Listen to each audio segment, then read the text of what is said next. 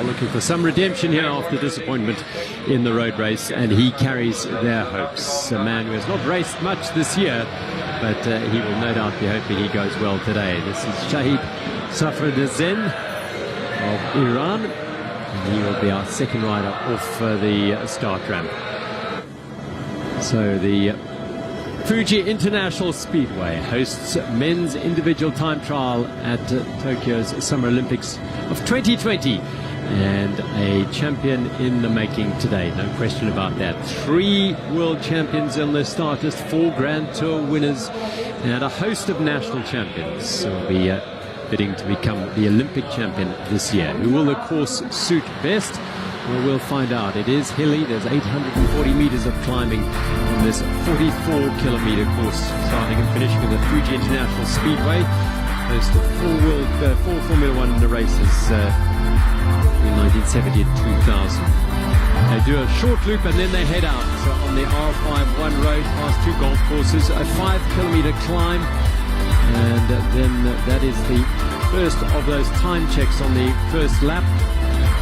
That comes at 9.7 kilometers. The second of them at 15 kilometers. They head onto the racetrack, do a full lap of what is a fairly undulating track, and they'll do one more lap to complete the 44.2 kilometers. So this is the start list of 39 riders, and they are ranked in start order in the order in which they are ranked on the UCI rankings. Teo Gegenhardt, a Giro d'Italia winner. Richie Port, well, redemption for him. He's looking for, he didn't ride the time trial in Rio. Rigoberto Urán in his 4th Olympic Games, a silver medalist on the road, of course, in London. Letzi Lutsenko. Brandon Mcnulty had a great road race, and he could be a man to figure here. Down to the business end, Philippe Ghana, the world champion. Wout van Aert, many people's favorite, the Belgian. Stefan Kung, the Swiss rider who went so well in the Tour de France, and the former French champion Remy Cavagna.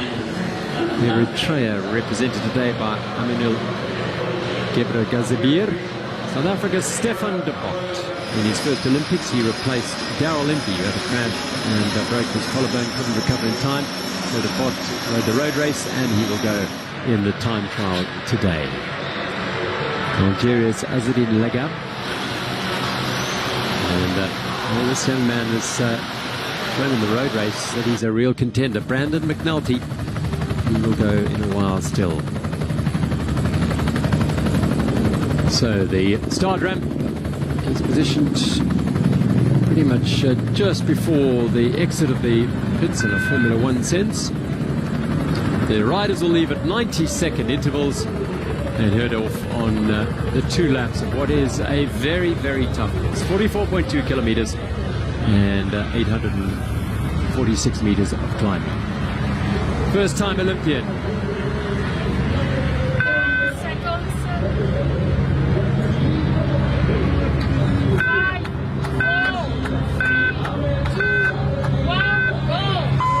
Ahmed Badruddin Weiss gets the men's individual time trial underway. He's a first-time Olympian, and he's one of 29 refugee athletes granted a quoted place in the Olympic Games this year. The only one in the time trial. It's 55th at the World Championships in 2020, and he is the pathfinder on this time trial. Alongside me, watching for the next couple of hours, this enthralling battle of wits, mental and physical strength, is Rochelle Gilmore.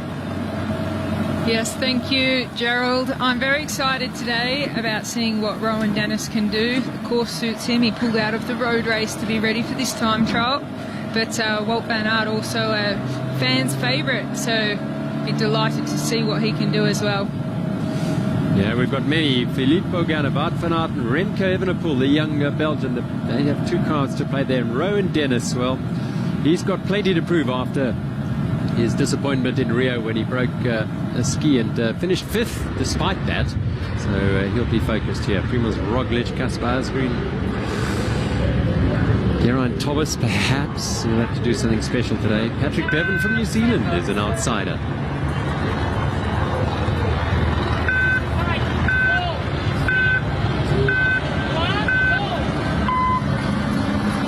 2019 Iranian national champion. He didn't finish the road race a couple of days ago. And he is the Iranian national champion on the road the last couple of years. And all the nerves will be put to rest now. The build-up to these events, there's nothing like a time trial there in cycling. All other races, you're in a bunch and there are other riders around you. This, though, tests every single aspect of a rider's makeup. Really does put you to the test. Yeah, it's certainly a race of truth, and as we can see, the men, they're rolling out a little bit more calm, the earlier riders, than we saw in the women's with the aggression of Annemiek van Vleuten. Their race admittedly is a little bit shorter, of course, but right from the gun it takes a lot of high speed to try and win the time trial at this level, the Olympic Games. Any technical little start as they go through a few corners, and then after 4 kilometers they hit the climb. And it's a tough climb, nearly 200 meters of climbing.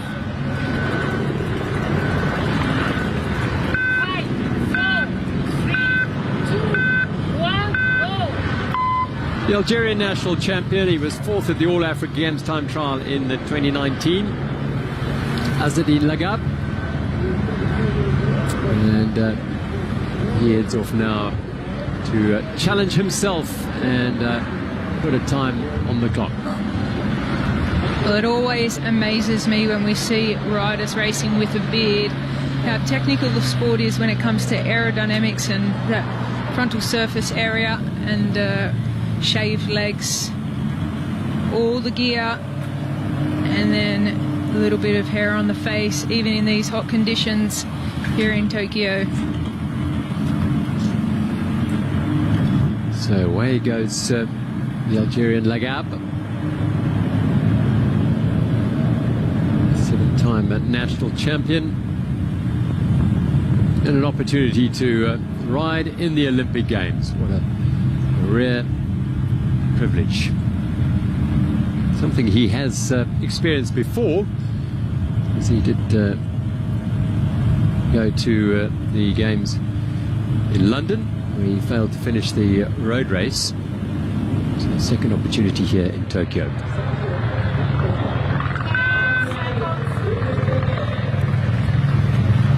Full-time rider on the World Tour,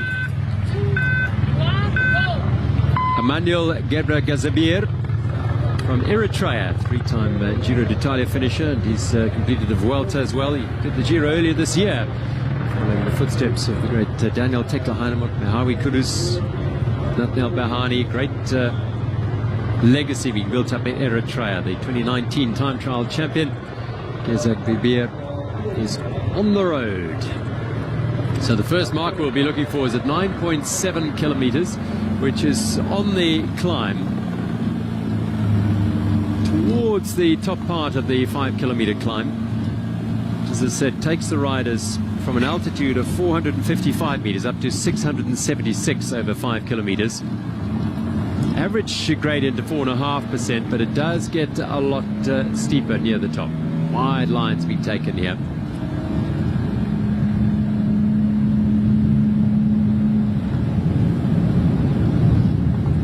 In the full skin suit, rides for the Trek Segafredo World Tour team. As I said, he was at the Giro d'Italia this year.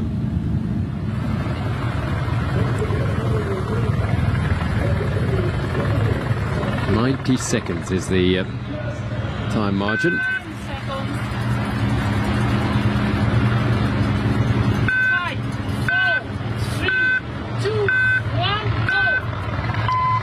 Nico Roach from Germany. Going back to 2015 when he went really well in the World Championships. He finished 5th there, the 29-year-old.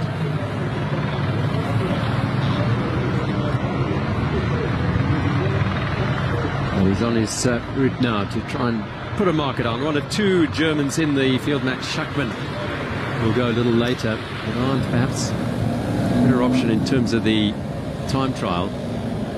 Maybe wondering how riders qualified to ride at the time trial. There were 40 quota spots available. First 30 assigned through world rankings to the nations. 1 place per nation, as long as each continent had at least 2 places. Another 10 places assigned through the 2019 World Championships, again with a limit of 1 place per Olympic Committee. You could earn 2 places by qualifying in both ways. That's through the rankings and the World Championships. And all 10 of those places, the World Championships, were earned by nations with riders inside the top ranking, so that's why nations like Germany have 2 riders in the field. The refugee Olympic team, and we've seen Ahmed Weiss out on the course, they were granted a position as well. Of course, these rankings only taken from 2019. Stefan Dubot, the 24-year-old from South Africa, heads out onto the route. He was a late replacement for Daryl Impey to the South African team. Rode and finished the road race in 52nd place, second in the National Time Trial Championships in 2020. And he was the African time trial champion. He did the tour, finished the 9th stage, but had a nasty crash and was unable to fully recover from that. He's a time trialist of note, and the pride of Polruus Gymnasium in Stellenbosch. He grew up in the Woolland town of Worcester, and this is a dream come true for Stefan Dubot of South Africa, the only South African in the time trial.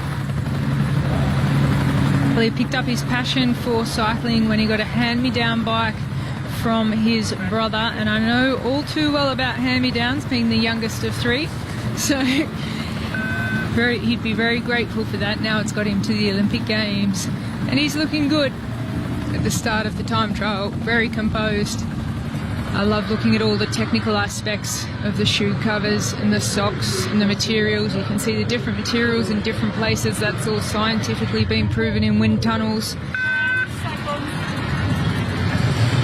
Hugo Hull is something of a time trial specialist.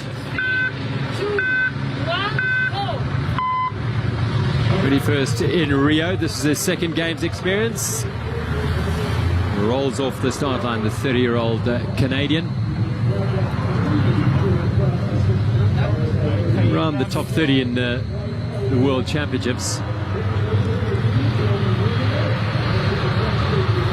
He started as a multi-sport athlete early on in his life and found the passion for cycling. You can see the men with their radios. Just between the shoulder blades is the most common place you'll see the radios. But they are very important for a time trialer in regards to the fact that the fastest position on the bike is, with these aerodynamic helmets, is to look straight down. And they're often looking at their computers and power output as well. So place the radios between the shoulder blades, the air comes off the helmet and straight over that part of the back. But it's so important, the position, the frontal surface area. Obviously they're gears on specific parts of the course, but it's made a huge difference with technology going to electric gears, because it just allows them to put more pressure on the pedals while changing gears. Representing Estonia, Tanel Kangert. 5, 4, 3, 2, 1, go! Third Olympic Games for Tanel Kangert. 7th at the World Championships in 2019. Hasn't been able to replicate that before or since, but he was a multiple national champion. Finished the Olympic road race a couple of days ago, and it was a really tough road race, 46th there, and that'll be a factor. One might feel how riders have recovered from that when we get down to the business end. It was just amazing what we witnessed in that road race, with the amount of riders going back for ice from the team car, drinks. It's like nothing we've ever seen before in a road race. So many athletes and lead riders as well going back. Without the radio communication in the road race, they also wanted to get back to the team car and communicate with the race directors. Picking up speed now. I just love that sound of a disc wheel on the road. These men will also be riding the tubeless tyres for maximum speed.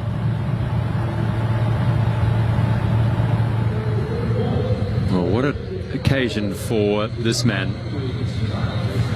He's the second oldest in the field. 5,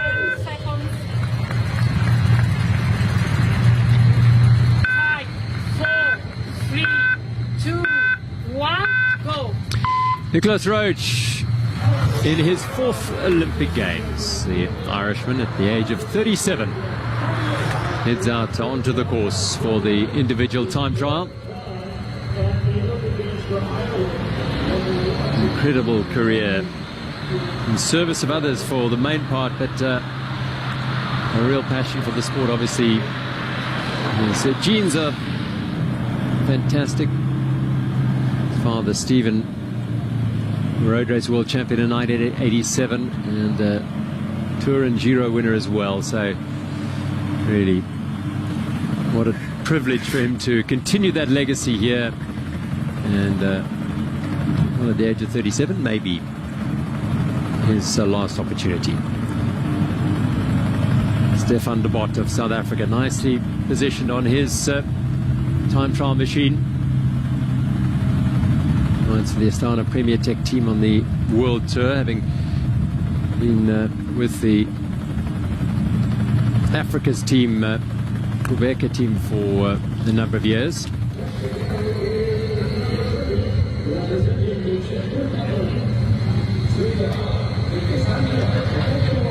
The skin suit of Michael Kucler. 5,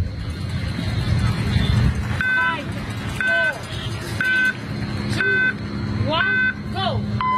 He's the road race champion of the Czech Republic.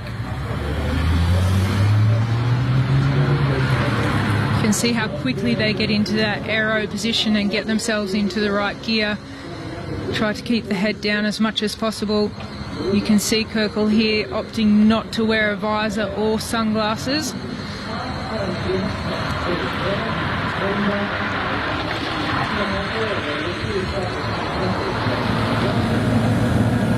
Well, this is Nico Roach. Well, he looks good on a time trial bike, doesn't he? He looks very well drilled. You can really tell when different riders spend time on their time trial bike, and it's very hard for a pro rider with so many demands in the World Tour and so much travelling and racing to fit in specific time trial training. But it's the ones that do and spend a lot more time on their time trial bike that tend to come up with the goods at the championships. It's a very specific art, and yeah, not every rider. Well, I dare to say that even those who do perfect it, it is a really, really tough ask. Every single one of them. You dig so deep and learn to suffer. Yeah, it really takes a special person to...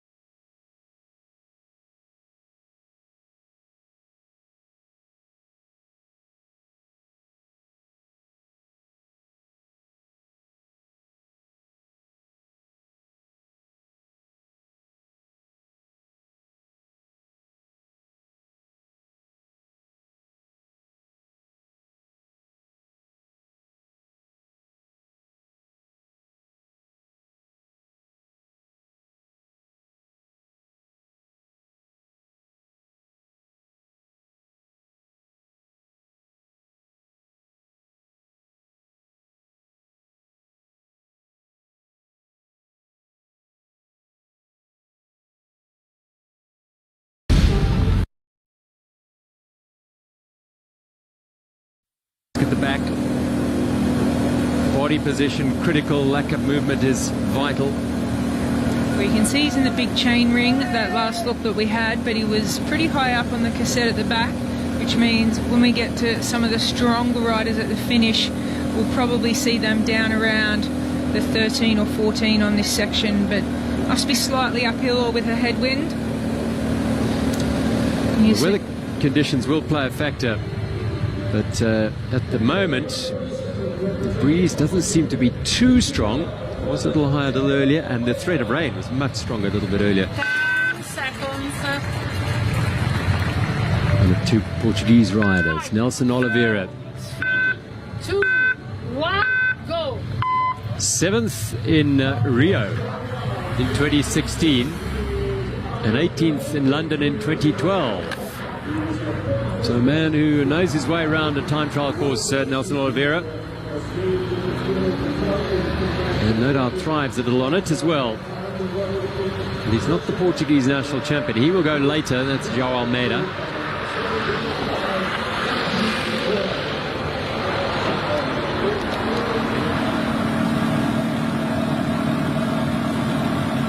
Hugo Hull in the big chain ring, pounding it out for Canada. It's just such a fine art to not go into the red and explode in a time trial. It just takes so much practice to know exactly where that spot is, because once you overcook it and you go too far into the red, you can blow up. But these are time trial specific specialists, and they know exactly where their limits are.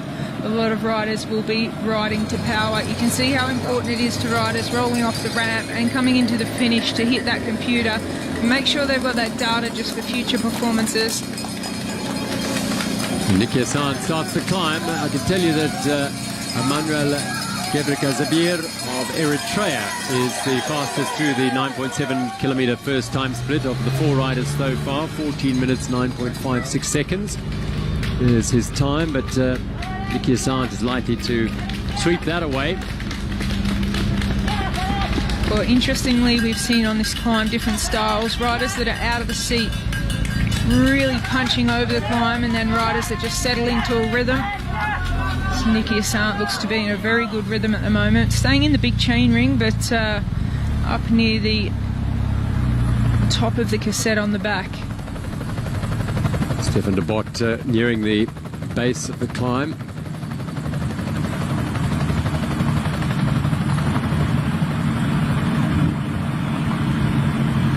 Tucking in as low as possible, represent as small a target as you possibly can when riding a time trial machine. Aero position and tuck is so important. Over 5 kilometer downhill as they come back towards the track. They'll do that twice. And he's onto the climb. Spectators along the route, so it will be of great encouragement to all the riders. Spectators along the route.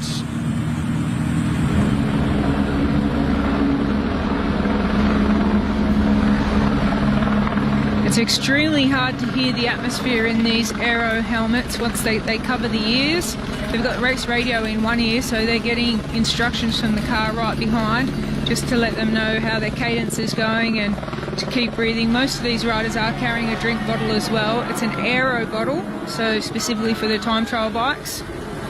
And some studies have shown that it's actually faster to have bottles on your time trial bike rather than not have bottles. So even if they don't need to drink, they probably will carry a drink bottle just for aerodynamics on their bikes. The science of time trialing, it is never ending, isn't it? Tanel Kangat now here by Estonia. Stefan Dubot has posted the fastest time now at the first split by 7 seconds from Nicky Hassan. He said that climb though still has a long way to go. And Tanel Kangat just after Hugo Hull.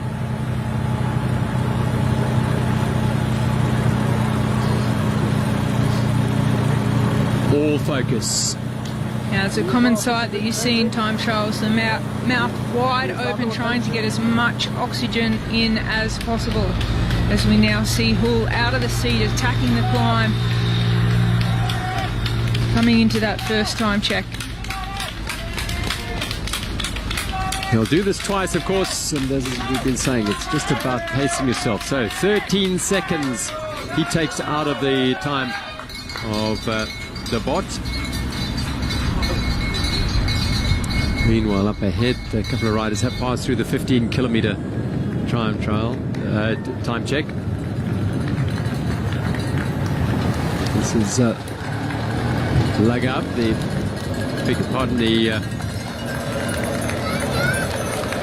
Portuguese rider Oliveira is next to hit that climb.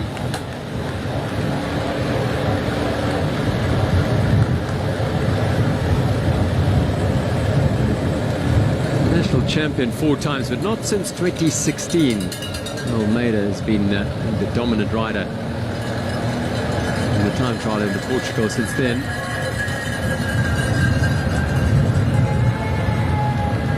Of time trials this year. He was 34th in the Dauphiné's time trial on stage 4, 41st at stage 3's time trial in the Paris-Nice.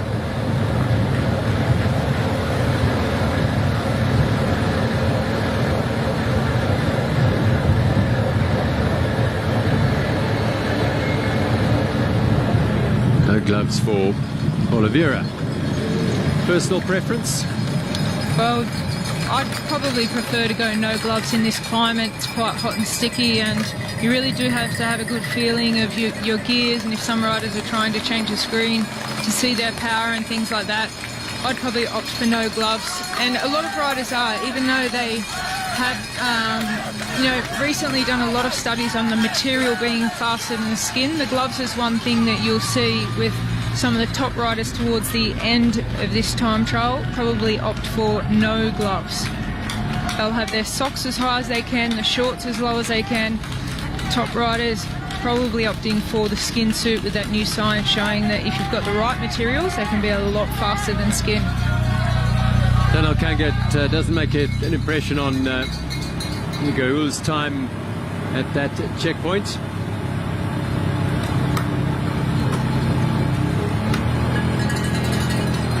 Jan Kursipu was the man who put Estonia on the cycling map, so to speak.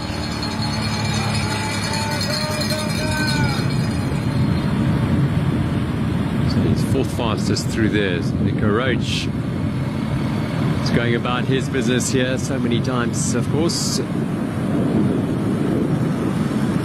Been on the tour for many, many years. In fact, the oldest rider in the field. He does have a couple of time trial wins in his career. Art van Aert doing his prep, putting the number on. You can see the concentration that can go into placing a number on the skin suit. I know when I was racing that I was very particular about how aerodynamic and well placed the number is on that skin suit. It's amazing how much actually goes into being a specialist time trial rider. Something I certainly wasn't, but even for a road race, placing that number on, you really do want to have it in a aerodynamic and comfortable position. Well, Nico Roach is going to go through quite some way off Hugo Hull's time. I say an Irish national time trial champion of his 8 career wins. I beg your pardon, 12 career wins over the years. So our pace setter right at the start of the day, Ahmed Weiss, has been passed. Meanwhile, Stefan Dubot is tapping out really, really well.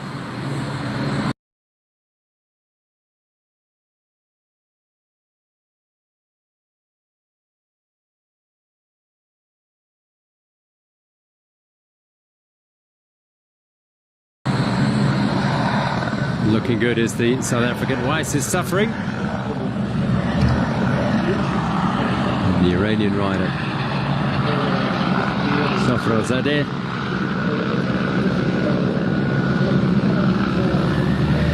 coming back in towards the track, and they'll go out for another lap as Hugo Hull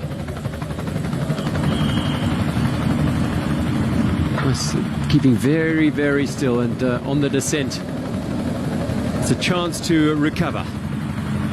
Yeah, very high speeds. You can just see controlling the bike there. A little bit of wind, and they've got those disc wheels and deep front rims as well. There's a little bit of wind. If some of these riders are under 70 kilos, you can really feel it.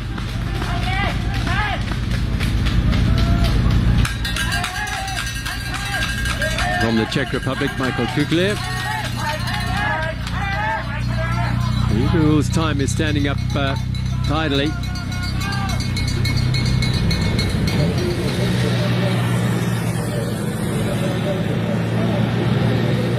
Well, the Algerian now, Lagab, is being hunted down by Emmanuel Gebrazegabir, the Eritrean.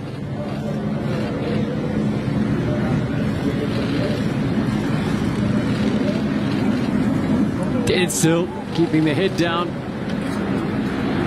presenting an as aerodynamic position as he possibly can. And it'll tell you that this isn't flat. It's a drag.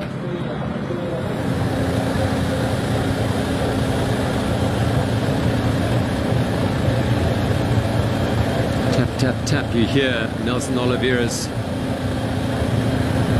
wheels on that tar. Shout to Nikias Hunt.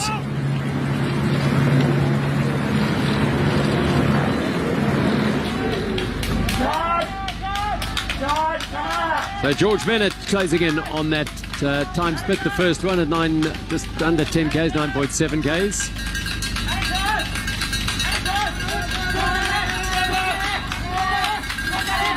"45 seconds down."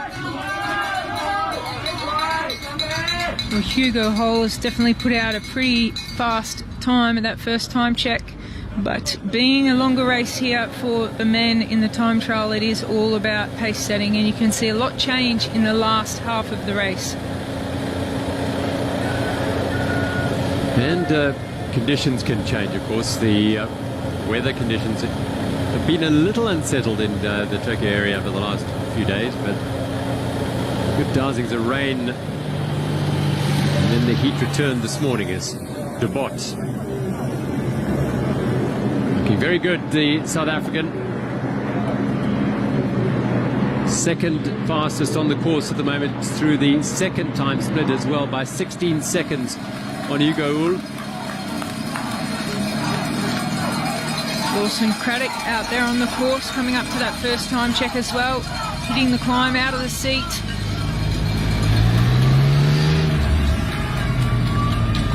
Well, Lawson Craddock, one of the two Americans, Brandon Mcnulty the other, and Craddock, a wonderful story from 2018 in his Tour de France, but he crashed on the first day and broke his collarbone, broke his shoulder in fact, and then continued to ride the Tour with that shoulder. Raising funds with every stage that he finished for a great cause. It was inspirational to see that he could continue. He must have been in a world of pain, and often he was the last rider across the finish line. I think he did finish with the Lanterne Rouge, the last rider of the Tour de France, but an inspiration just to get through it. Hugo Hull now, just looks like he's really powering on.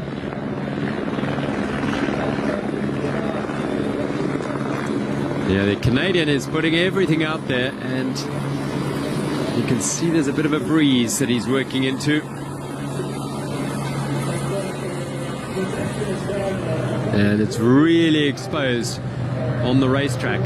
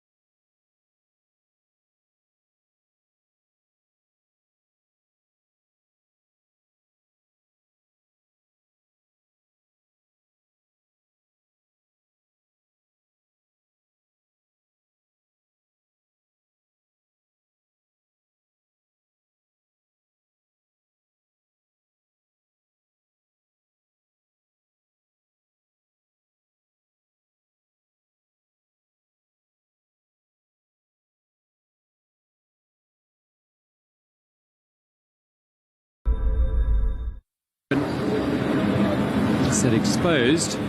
So finding the right lines. Looks like he's really done the recon and he knows the lines to take, using every inch of the road. And it's a very long straight, this the finishing straight on the Fuji Speedway.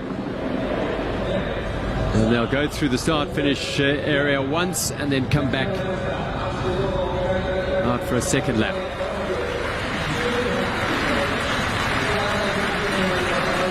The first opportunity for the spectators to get a look at the riders. Rosade.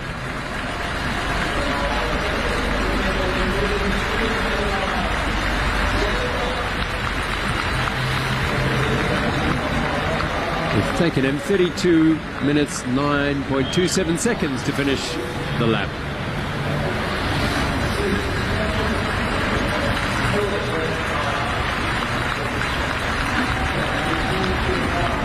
And Ahmed Weiss, a minute and 46 behind him. Remember, 90 seconds the gap between. But Hugo Hull is the man who seems to be setting the early pace here. 3 chances of riders going off.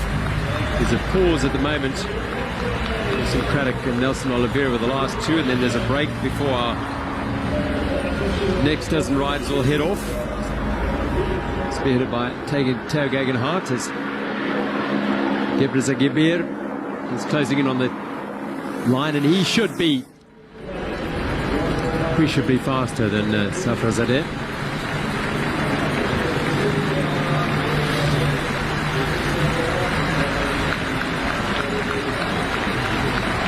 Indeed, just under 2 minutes, 1:57.24. The gap now is Gebrselassie, the Eritrean, takes the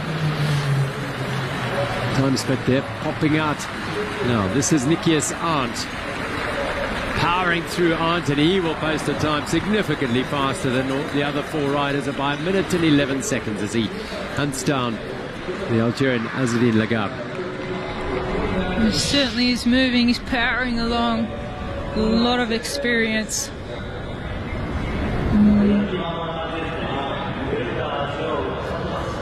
Of course, the selection for the Olympic Games is quite a tricky thing when you've got the riders who ride the road race must ride, or the riders who ride the time trial must have ridden the road race.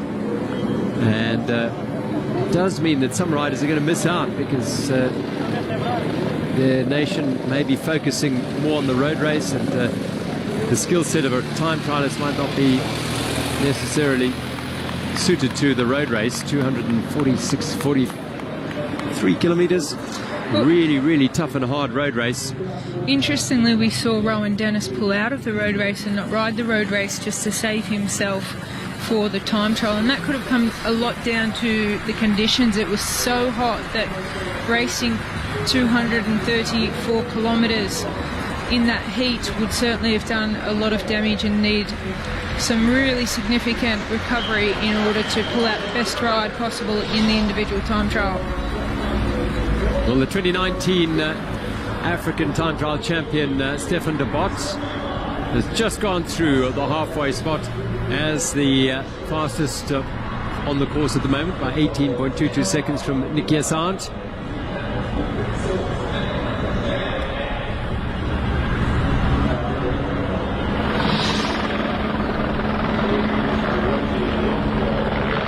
Again, they get faster and faster generally in a race like this. The fastest athletes go last, so Hugo Hull is the man who is likely to post the fastest time.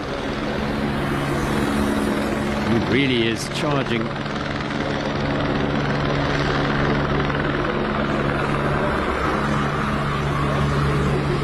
Well, way to go still. Can he get the better of his teammate, his trade teammate, Stefan Dubot? I think he will.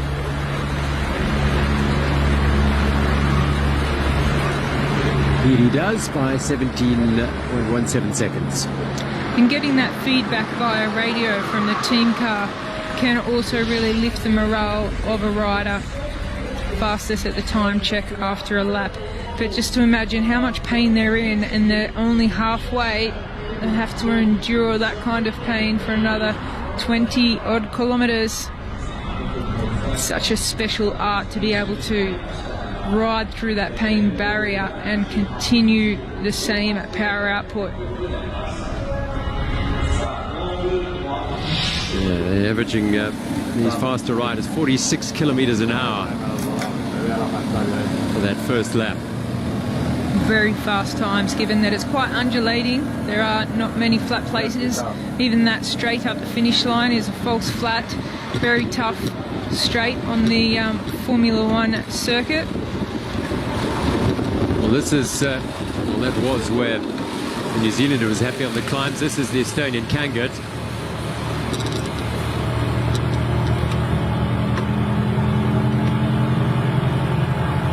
The technology behind time trial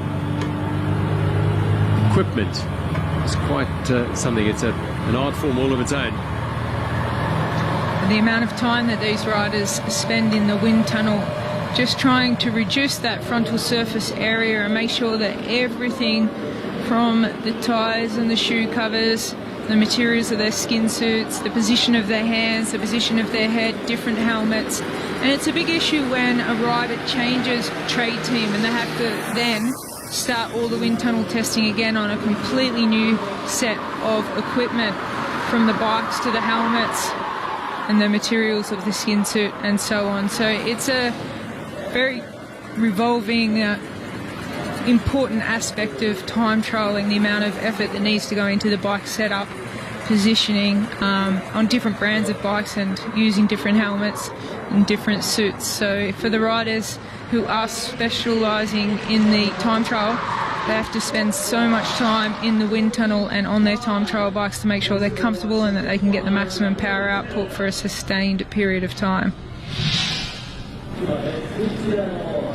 Now Lawson Craddock is out the saddle. He was the second last of the riders to start in this early tranche. Grabs a bottle. Yeah, so he's carrying no bottle cages on his bike, so that would have been well planned out that he'd take a specific drink, whether it be sports drink or water.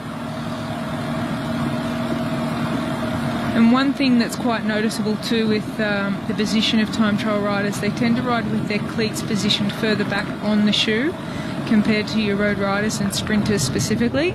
Time trialers like to have their cleat positioned quite far back on the shoe. So as we say, it's never ending, the technology and science that goes behind time trial riding. First of all, you have to be a very, very special type of bike rider to be able to do a time trial. It's such a hard discipline, mentally and physically, to be able to work through that hurt, that pain threshold. As we look at Nico Roach here, number 37, representing Ireland, comes from a very famous family of athletes, Stephen Roach being the most notable, and we can now see that they're moving into the very, very big gears, so super high power output, super fast part of the course. Yeah, it's how far can you push yourself without going into the red zone for too long. There are various areas on this course, particularly coming back to the track, the racetrack, where recovery will be maximised on the descent. Well, you can see with Roach how much time he's trying to keep his head down just for those aerodynamics, meaning a little bit less output, power output for the same speed. Some riders can put a lot of faith into their team car and the race radio and not need to put their head up. But 1 minute 46 down on Hula. It's the sixth fastest time through the halfway spot of the race, 22.1 kilometers. Cousin, of course, is Dan Martin. He won't be riding in the time trial.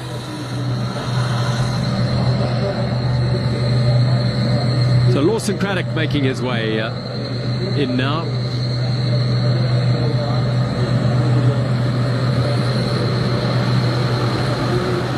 second tranche of riders will got about 14 minutes before they head out to start theirs, and then the last lot of riders just over an hour's time. That will contain most of the medal contenders, the likes of Tom Dumoulin, Kasper Asgreen, many people's outsider, Primoz Roglic, Remy Cavagna, Rowan Dennis, Mark van Aert, Stefan Kung. All these names will be throwing their hats into the ring. Potential Olympic glory today. Kucler 1:32.51 down. Fifth fastest behind Hugo Uhl's time at the intermediate split, the halfway mark.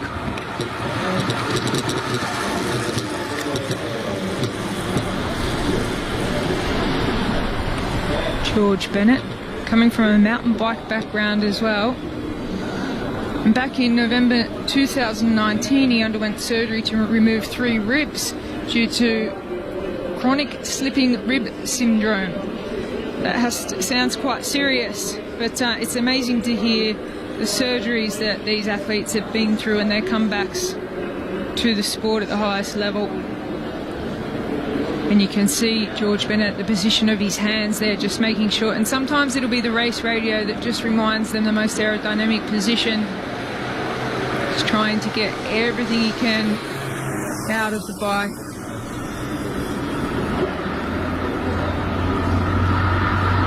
Little glance up towards the finish line. It doesn't seem to get any closer. And it's not the ultimate finish line, of course. This is just the halfway spot in this 44.2 kilometer circuit.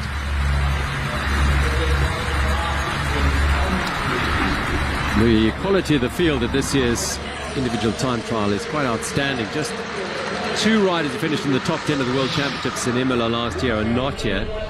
It shows the depth of time trialing in places like Belgium, when Victor Campagnat, who was the second best Belgian at the World Championships, can't get into their squad. Alex Dowsett of Great Britain didn't make the cuts. They threw all their eggs into the road race basket because they were looking at Adam and Simon Yates and maybe Geraint Thomas there. Didn't ultimately work for them. Thomas and Theo Gegenhardt had a fall. I wonder how Thomas will feel today. He had a couple of days to recover. Yeah, he didn't look good, did he, when he pulled off the track in the road race, so it will be interesting to see how he's recovered for the time trial. No doubt coming to this Olympic Games, talking about Geraint Thomas, that he would have had his focus on the time trial. So it'll be interesting to see how he's recovered from that fall in the road race. Now the world champion from Imola, the most prolific time trial winner at the moment, Philippe Ghana, will be last to leave today. He's a very big, powerful unit, is the Italian. And there is a school of thought that this course might be just a little too hilly for him. Wout van Aert has shown incredible form, winning 3 very different stages at the Tour de France and being much the animator in the chase pack behind Richard Carapaz in the road race here in Tokyo a couple of days ago. It'll be very interesting to see how Wout van Aert's pulled up. He's had such a heavy program the last couple of months, but the course does suit him, and he looked quite relaxed the last vision we got of him before the start of this time trial, just still staying very relaxed and cool in his team tent. Stephan Kung, the Swiss riders, had 2 really good time trials of late. Second in the Stage 2 time trial on the Tour de France, and 4th in this final time trial on the day before the Champs-Élysées. So he's shown some good form. Did win the short 10.9 kilometer time trial, the prologue for the Tour de Suisse. That's very different to a time trial of this nature.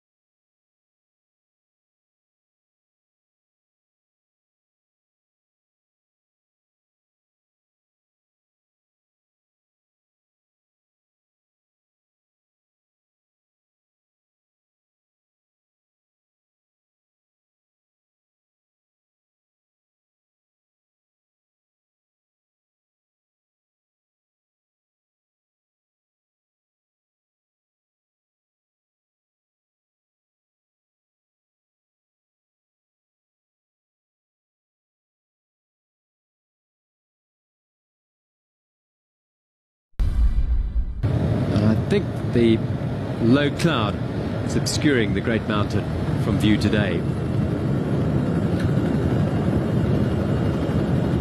Gould keeping sensible in the shade there, trying to just give himself every opportunity not to be exposed to this brutal heat. The actual temperature out there is around 28 degrees. When you're pounding away on a tar road, it'll be much hotter. Tao Geoghegan Hart, the Giro d'Italia champion from last year.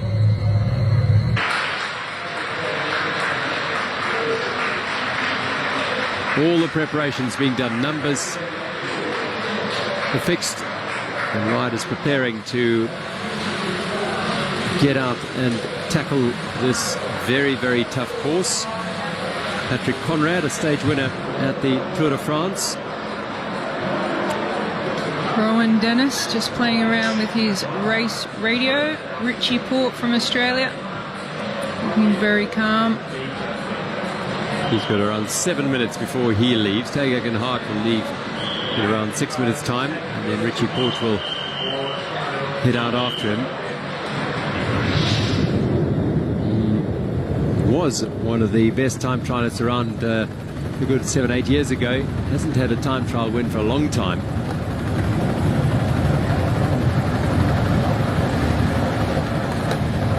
His last was back in 2017. Last of 8 wins in time trials at the Dauphiné. Steady rhythm be tapped out by Hugo Hall of Canada.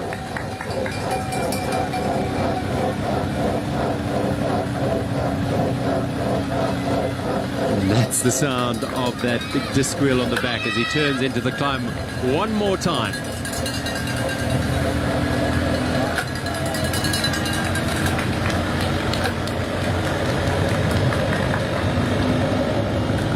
Oliveira, he is just behind Lawson Craddock.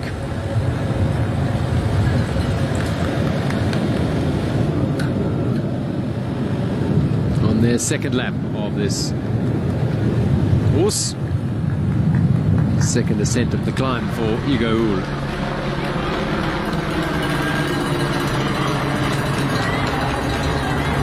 Stefan Dubot has gone through the 4th time check, which is this, just ahead, and he was 17 seconds slower than Hull. So Hull is making up a little time because he's made up a second on Dubot since the halfway point.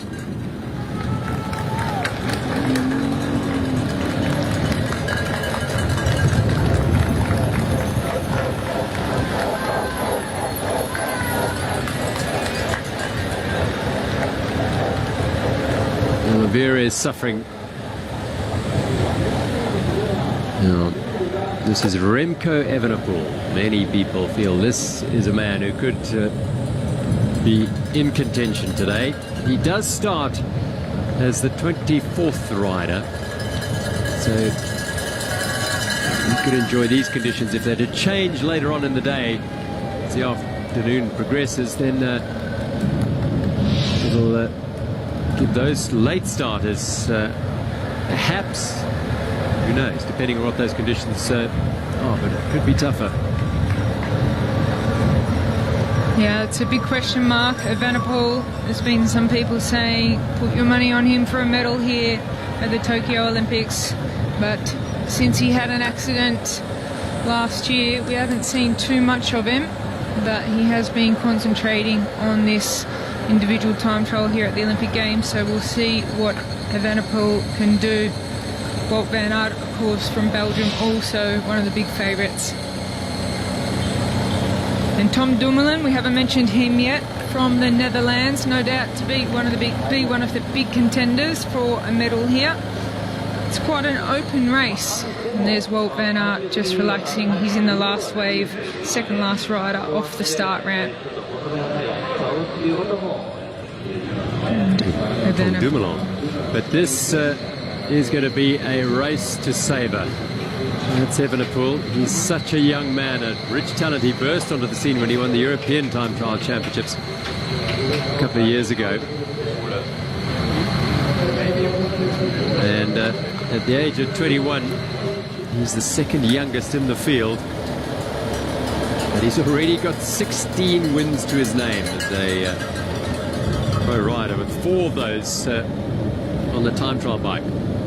A phenomenal talent, Evenepoel. He actually skipped the under-23 ranks just to go directly into the elites, into a pro team.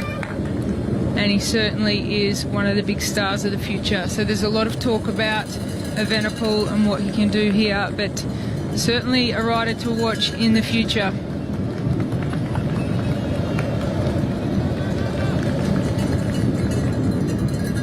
Nelson Oliveira, I think it's Lawson Craddock up ahead, who's starting to feel the heat from the Portuguese rider.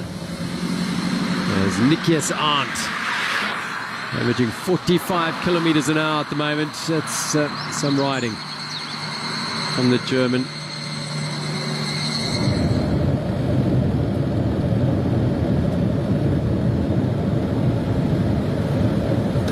No hesitation, moving out of the slip, and away he goes. The rider being passed, it's never a good feeling, I'm sure, but just gives him something to try and latch onto, even if he's losing ground all the time. Theo Gegenhardt just in the starting ramp now, the first rider off in the second wave, so he won't have riders to catch and pass for that extra little bit of motivation, but a very experienced time trial rider. He'll be riding to his own pace and power. 5, 4, 3, 2, 1, go!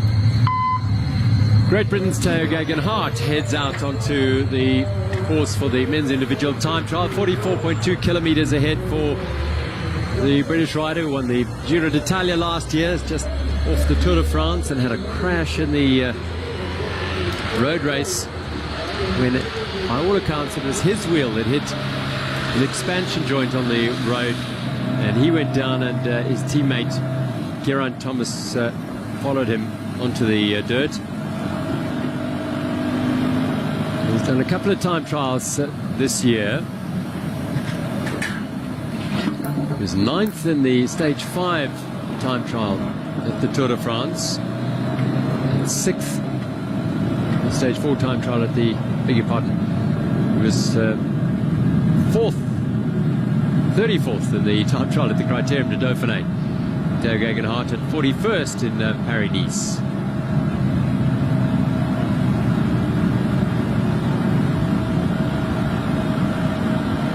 But he really did put his name in lights when he won the Giro last year.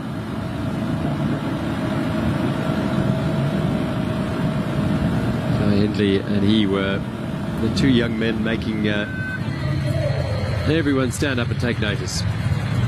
Here's an Australian who's been around for quite a lot longer. 2, 1, go! Richie Port.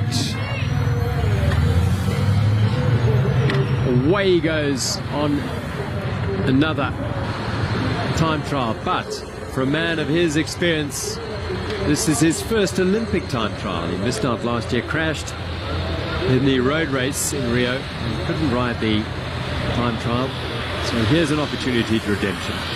He's had quite a faster start than most of the other riders that we've seen. Aggressive out of the ramp, high speeds through these corners. He will be very confident with his recon he's done on the course, and he looks motivated, cautious through that corner.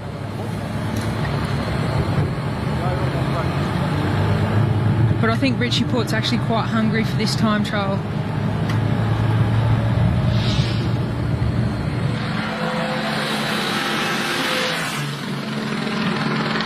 Hugo, the Canadian, who's at the moment the fastest on the course.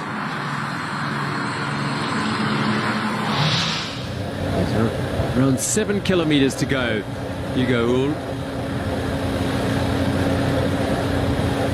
Will certainly be motivating getting that communication from the team car that he's had the fastest splits in that first wave of riders. 4, 3, 2, 1. the sensation of their last year or two, Remco Evenepoel, is on the course in the men's individual time trial. The Belgian was the silver medalist at the 2019 World Championships. He was the junior world champion in 2018. And he's gone straight into elite level riding here as a sensation. Yeah, he won the junior world titles in both the road race and the individual time trial. His father was a professional cyclist, Patrick Evenepoel. He looks very comfortable on the bike. Comes from a football background. Came into cycling when he was in 2017, not too long ago, and he has really taken the world by storm. He's impressed so many people, straight into one of the biggest pro teams of the world.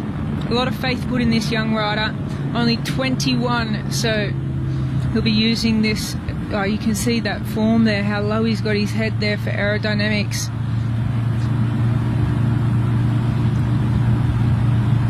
Yeah, he's had an interesting year because he had that terrible crash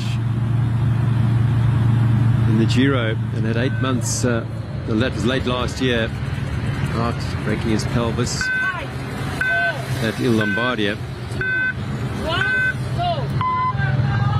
And he did go to the Giro. It hasn't done much racing this year, but did come back to win the Tour of Belgium. Alberto Bettiol on the course, the Tour of Flanders winner from 2019. And he attacked and went away on the Eau de Quavermont and just almost time trial to the finish. Well, the Italians, they won a bronze medal in the women's road race. Missed out on the podium in the men's race, and now they've one of the favourites, the last rider off, Philippe Ghana. He's done 3 time trials this year. Meanwhile, we're with Theo Gegenhardt. And the British are known for actually being a country that puts most of their effort into the aerodynamics and testing for time trialling. So we'll see Geraint Thomas out a little bit later. And here's back to Richie Port, the Australian hopes, with Richie and Rowan Dennis. Richie Port won the Dauphiné just before the Tour de France, was in great form, and a very hard Tour de France for Richie Port. So be interesting to see how he's recovered, how his form is now. Late replacement, late call-up to the Olympic team. This is the youngest rider in the field, Lukas Kubis from Slovakia. He replaced Peter Sagan, who was injured and needed surgery after the 2021 Tour de France this year. So a big opportunity for the young man to make a name for himself. He didn't finish the road race. He hadn't been called up at such late notice. Understandable if things didn't quite go according to plan. Evenepoel tapped as low as possible. Looks to me that he spent a lot of time on his time trial bike. He's got that coated chain for that, you know, trying to get the least amount of friction as possible. Another aspect of just trying to get everything out of your bike. So these riders do, obviously, they train their bodies to the maximum. A little bit of a slip. Well, this is he's a young man, so the first opportunity to come to an Olympic Games. Let's have a look here. Whoopsie. You know what? I mean, the excitement of it, the adrenaline's pumping. 5, 4, 3, 2, 1, go! Tom Siskoins from Latvia. He is the Latvian national champion. Quickly into position.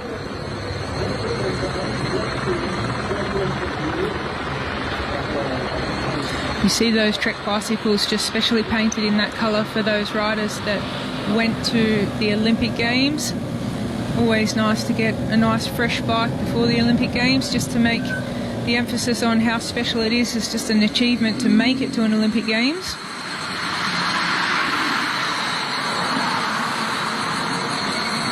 Nearly 40 riders who came to the Olympic Games.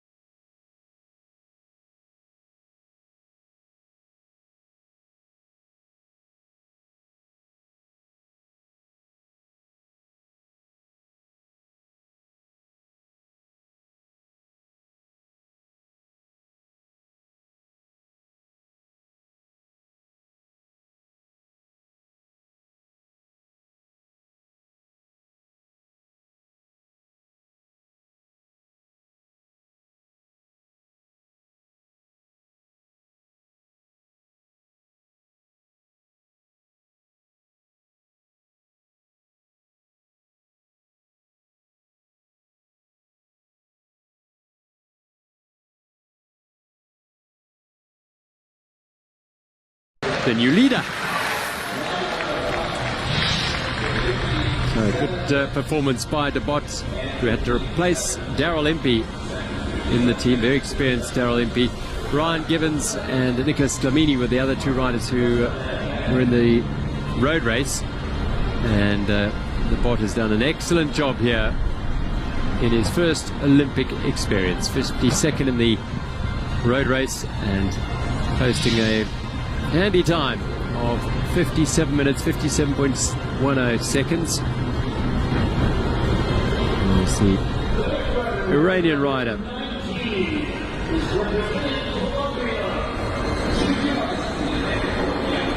Is coming home. Said Safrazadeh. Hugo Houle in the background, the Canadian. He is likely to usurp Dubot in the hot seat. Safrazadeh will complete his time trial.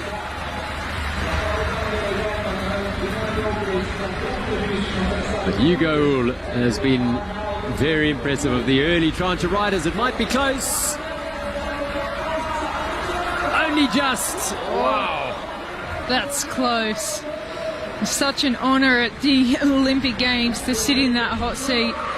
And Dubot, he did a fantastic ride and deserved every moment that he was to sit in that hot seat, but very quickly taken by Hugo Houle.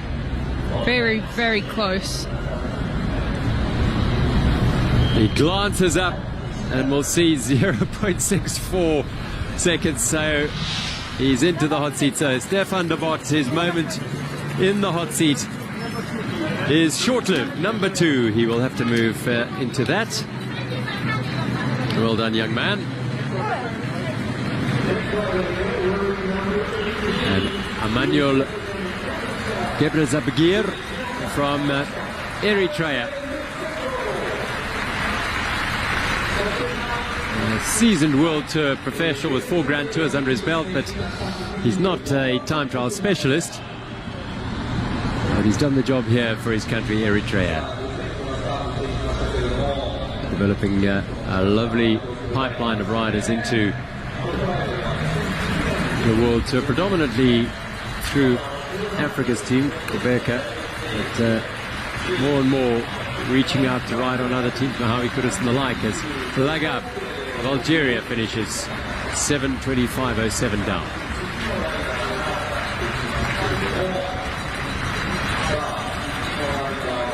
This is Ahmed Bedreddin Ouais.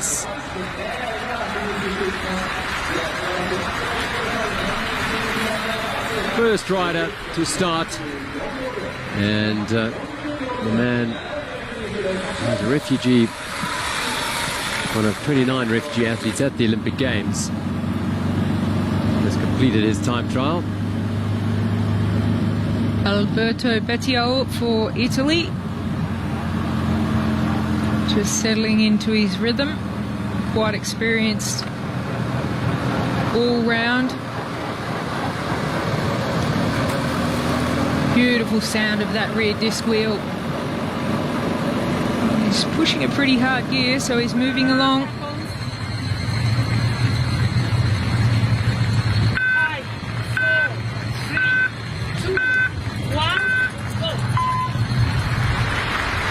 John Izagirre, the 32-year-old Spaniard, who heads off now. Who started the time trial, rode the Tour de France, as Tanel Kangat completes his ride.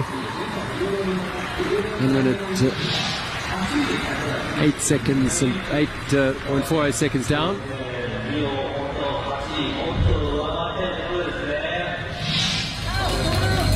Teo Gegenhardt through the first checkpoint, 30 seconds down. He's a very fine climber. He may make some of that time up on this climb as Remco Evenepoel is still tucked in that very, very good aero position. So he's made to ride a time trial bike. He certainly does. His position there is near perfection for a time trialist. You can see he's got brand new tyres on for today. They'll have an absolutely identical bike on the roof of the car behind them in case they have a mechanical issue. There's so much pressure on the mechanics at this level. They go over the bikes not once, not twice, not 3 times, but all throughout the evening before a big event like this.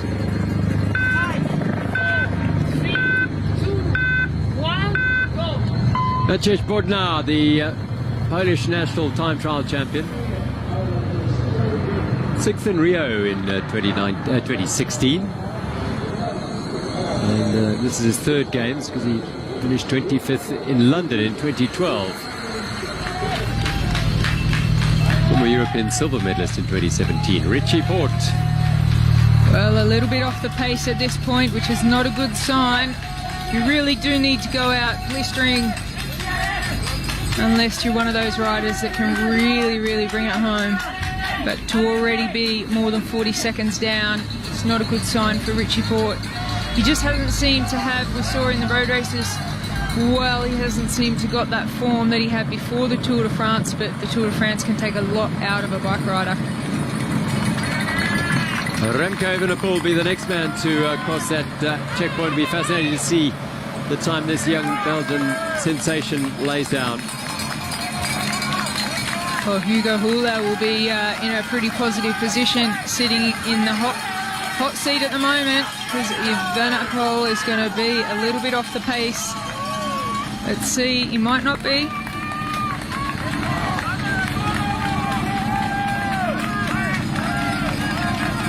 Well, Hugo Hula's time is standing up well. Very well. 6 seconds, just over 6 seconds for Evenepoel. Evenepoel probably does have the experience to bring it back, but as we saw in the women's race, it's not a course where you can really conserve too much at the start. If you want to be in gold medal contention at the Olympic Games, you really need to attack it from the start. And Evenepoel doing a fantastic job. He's really picking up speed now, and that's one thing with the race radios. When you get that time check and you're not number 1 over the line, it can really affect your rhythm, because you can see he's putting a lot of effort in now, and you've just got to make sure you don't go too far into the red. Nico Roach approaching the finish line of the time trial for Ireland. The oldest man in the field completes his time trial in Tokyo at the Olympic Games. 3 minutes, 26.67 seconds down. The pain is over for Nico Roach. Might look like a grin, I don't think it is.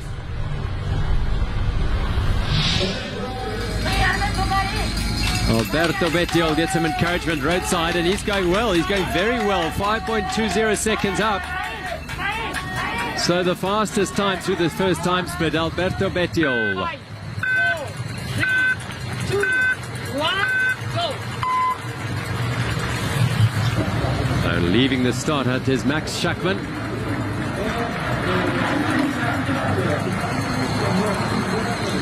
The last rider out of the ramp in the second wave of riders, so just one wave of riders to start the time trial. Michael Kucler, 1 hour 41.55 seconds.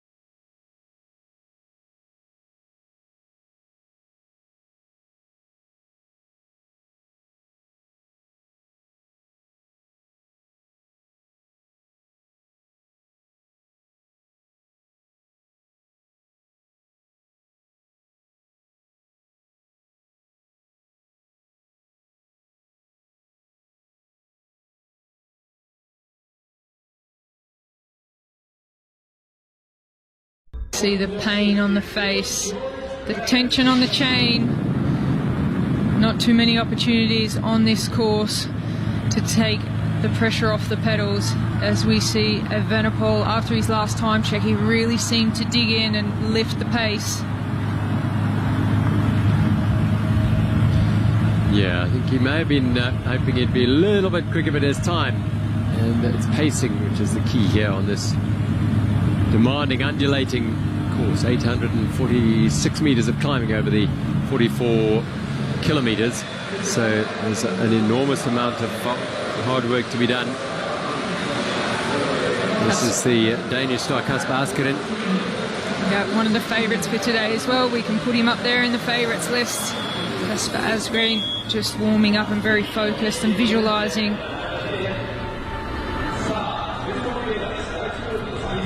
Nelson Oliveira, the first of the two Portuguese riders in the field.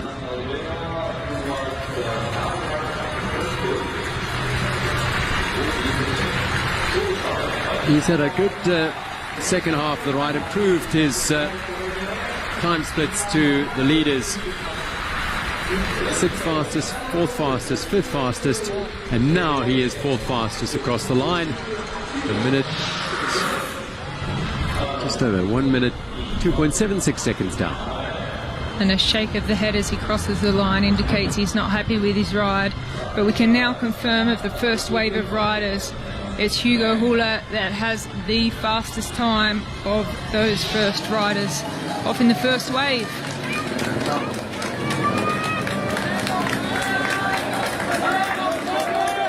Squins at the saddle one more time on this brutally tough climb. And the one thing, you'll get plenty of emotion and very graphic feel of what it's like out there on the bike, but you will not feel the heat. The burning in the legs, I can feel it just sitting here watching those riders. They have an amazing ability to just keep pushing through the pain and disconnect that mental feeling of pain and just keep riding to power and the instructions from the team car behind, as we're back with Evenepoel, one of Belgium's big hopes for the future. He certainly achieved a lot in his very early and short career so far. For Evenepoel, he looks absolutely splendid on the bike. Fantastic aerodynamic position. Well, he's going well, but he's still a little bit down on the Canadian's time. He's put in a super ride, and the more riders that come through, the better it's standing up at the moment. Yeah, it'll be no use for Evenepoel to be riding off the benchmark of Hugo Hule, because there will be faster riders to come.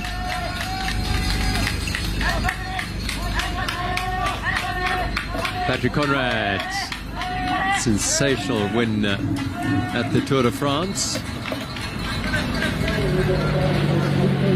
Theo Gegenhardt of Great Britain, a lot of experience.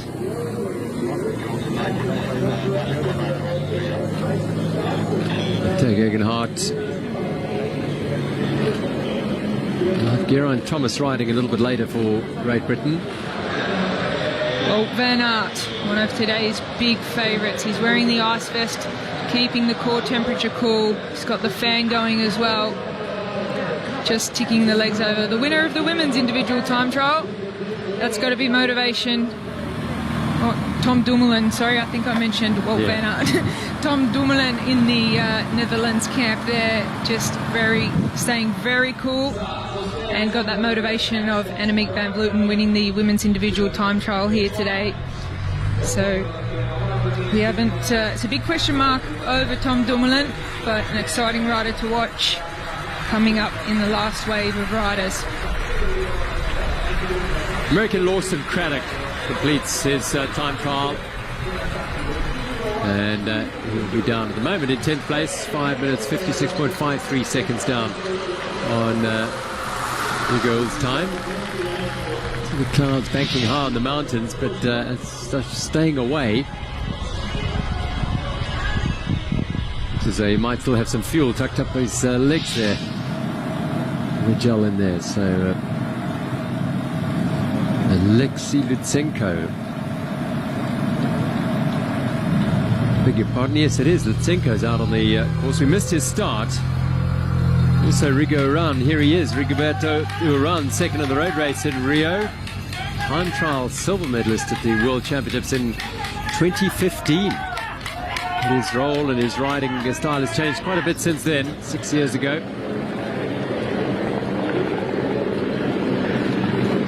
Pool.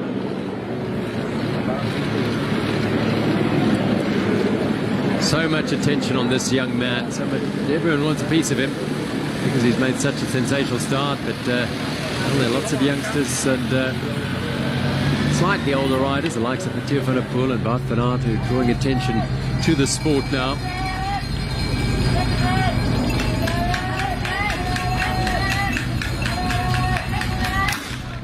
Lutsenko.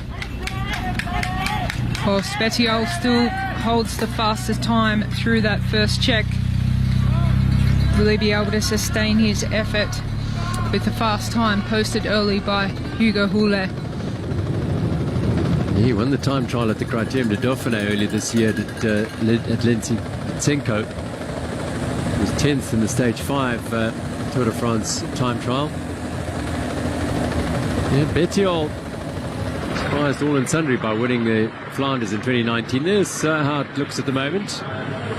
Oel, Stefan Dubot and Nikias Arndt, the three men in the podium positions as of now. I know it won't last that long, but enjoy it while you can. As Schachmann,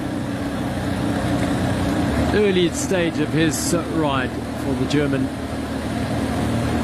powerhouse Max Schachmann. Bettiol really fighting now, really putting the pressure down. You can see he's just trying to take every second out on the road that he can. Really digging deep.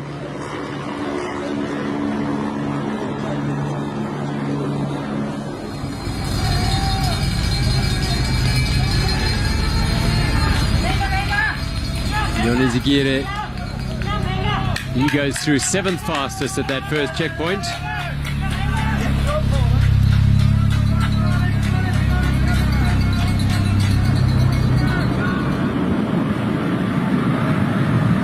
Evenepoel on the racetrack, sweeping wide open track, and the corners tucking in nicely.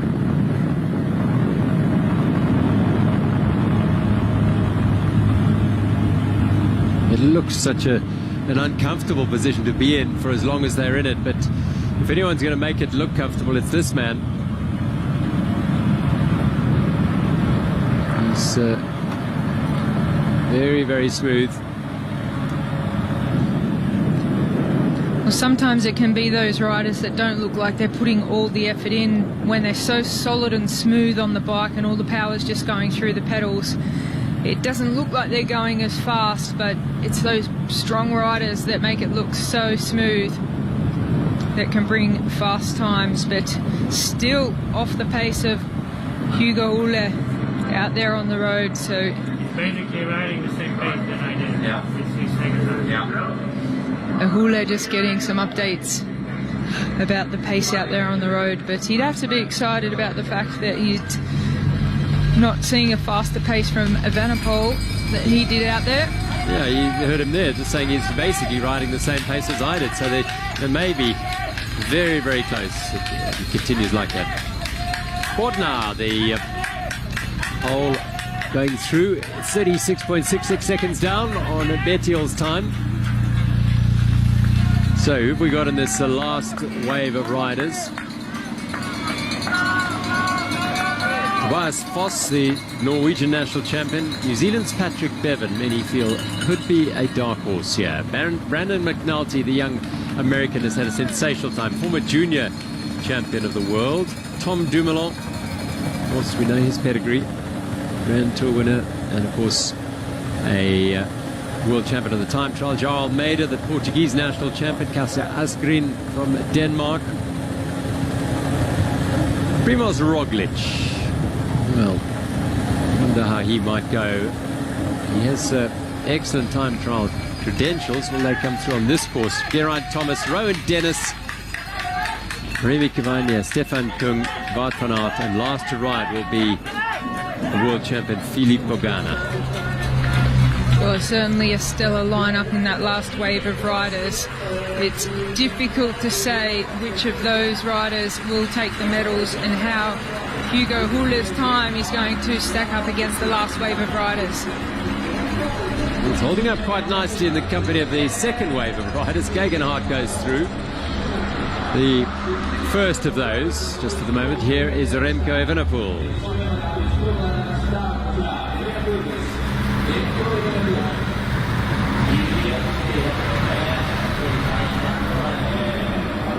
Closing in on Richie Port, his 92nd man. Yeah, well, that's going to do great things for the confidence of Evenepoel. Not so good for Richie Port. And as we said, he's had a very demanding schedule since his last race win, and it might have just all caught up with him.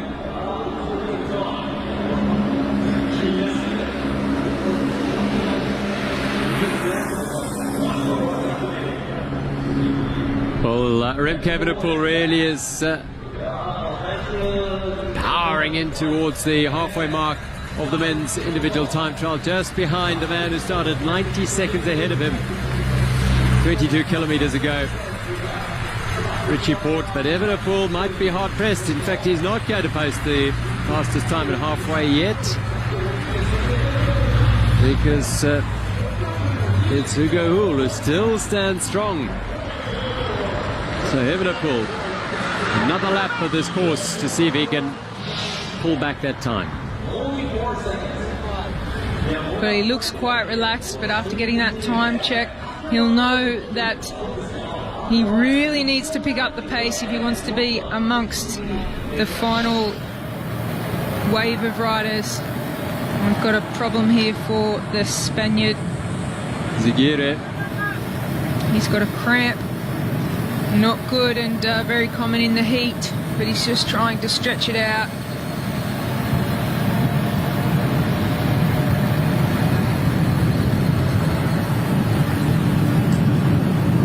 He's unclicked now, he's unclicked his foot from the pedals. Back in the pedals now, just trying to shake it out, but it's not looking good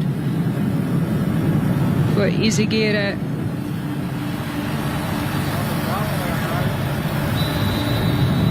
Pedaling backwards and forwards, just trying to get rid of that cramp, but looks like it might be all over for the Spaniard today. Shake of the head, whether that was in reaction to something said from the car behind him or just in frustration at what is happening. Max Schachmann, second of the German contenders.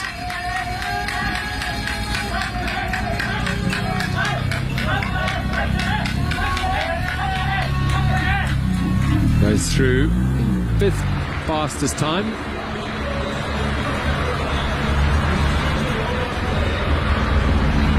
Vittel losing time a little now. Went out really, really strong, did the Italian. 4th at the moment.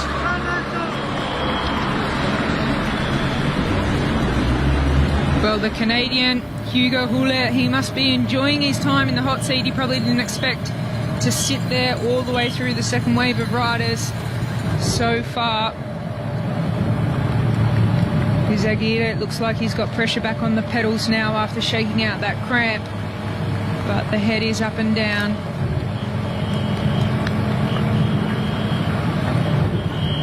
And to win an Olympic gold medal at this level, you need to have nothing go wrong. You need the perfect ride. Was it a mechanical issue? No, I think it's the leg, because he did unclip from his pedal and give it a good shake. Unless he's got both a mechanical and a physical problem. But yeah, he definitely had some trouble with that left leg.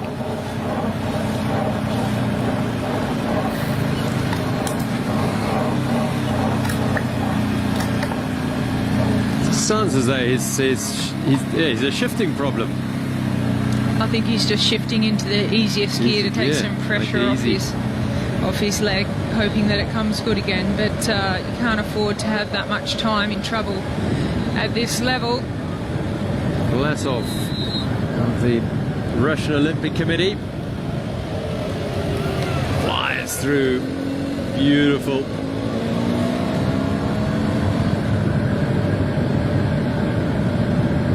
And heads down. He's also nudging close to Hugo Hull's time. Early days yet, though. He was second fastest through the checkpoint as Lutsenko. He's losing time on the second sector. Alexei Lutsenko, the Kazakhstan rider. He's a contender on the time trial when perhaps it's not quite as hilly as this. It looks like he just can't get that maximum kind of effort out of his body today, and that sometimes happens. You can come in well prepared, but if you get that tapering wrong, you can just feel dead on the day. But at Benapole, he's still chasing the fastest time of Hugo Huller. Can he bring it back? Oh yes, it's too much for the cramp for the Spaniard. Izaguirre. He's called it a day.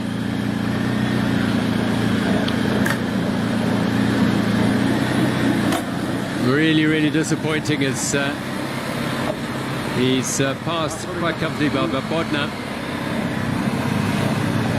Is he going to try and ride that cramp out and just ride to the finish, or will he have to pull over and put the bike on the top of the car? He's really struggling. Well, you can see the track up ahead.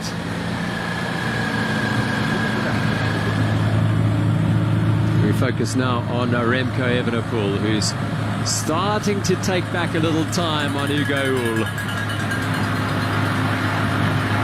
That'll give him confidence, getting some information from the race radio. He's probably saved a little bit to really bring this home. As we said, he looks superb in his positioning on his time trial bike. Not many riders can ride that position and get out maximum power and ride for that long with their head down, confidence in their race radio instructions when corners are coming up and things like that. But he's really got the position nailed. He's got the form. Will it be good enough for the medals? That'll give us an indication of how fast Hugo Huller's time actually was when we see the last wave of riders come out onto the track. That is Tom Scoynes goes through a minute 45.14 down. His 13th fastest at the halfway point of the men's time trial.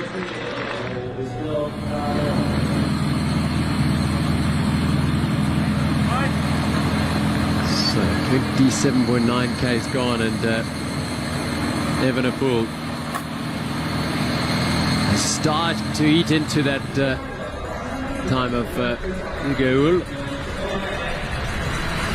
Ubis, the young Slovakian, the youngest rider in the field.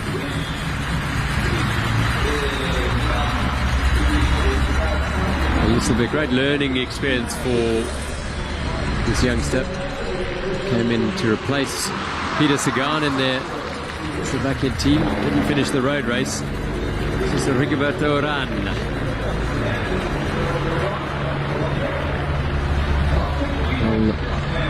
Urán in his 4th Olympic Games, the 34-year-old.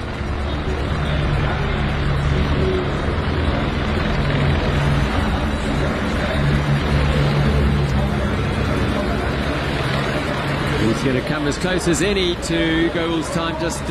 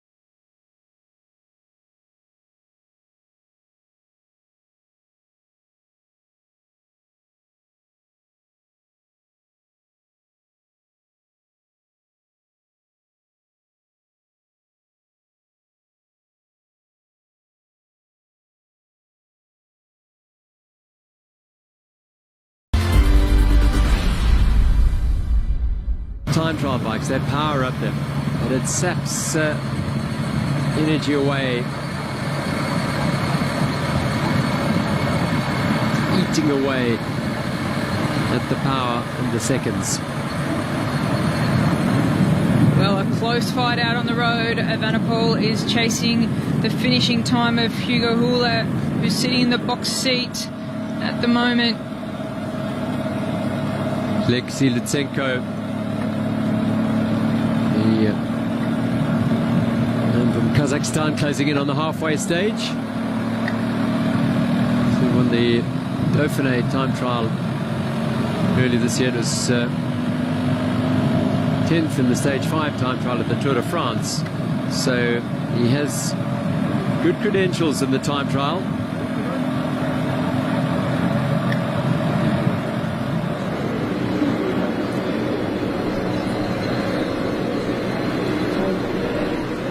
Never really been a serial contender in the World Championships, which is where it really must be judged in the time trials. 13th in 2018, pretty decent performance.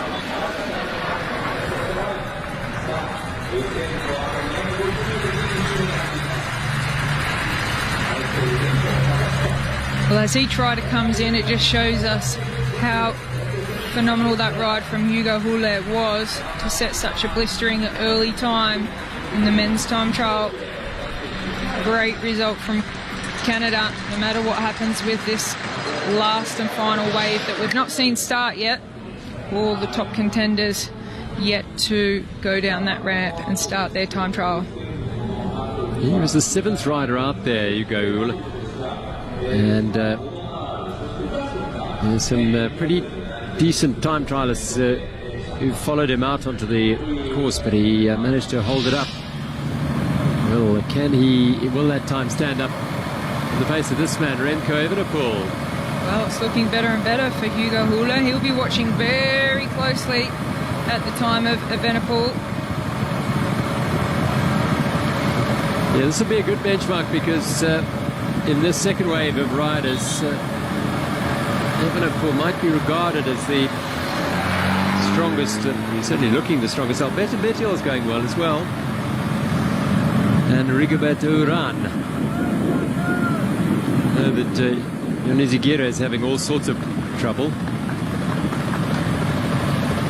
Back with Bettiol now, just a little bit further off the pace than Evenepoel in regards to Hule. But being one of the more experienced riders, we'll have to see what happens in the last part of this time trial.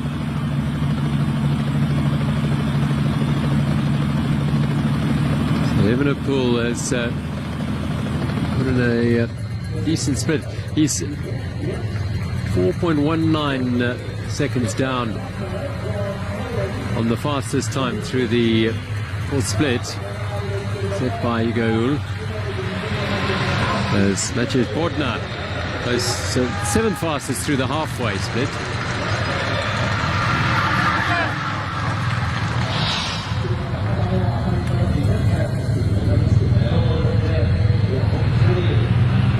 Rigoberto Urán, 3rd fastest through the halfway. He is not far behind Evenepoel. Portner sets off on his 2nd lap. Vlasov, the Russian Olympic Committee. Now he could post a good time, the Alexander Vlasov.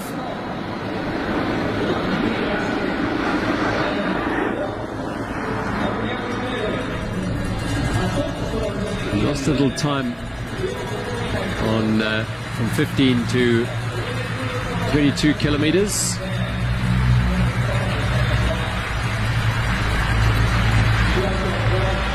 The 4th fastest through halfway, Vlasov.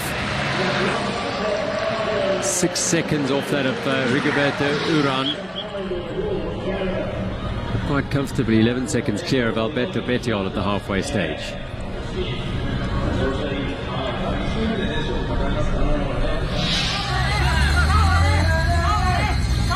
Gegenhardt, he is the target for Remco Evenepoel. Yeah, he's already passed Richie Port out on the road, and he's now closing in on Theo Gegenhardt. And that is an advantage when you've got a rider just inside in front. Evenepoel closing in on Theo Gegenhardt.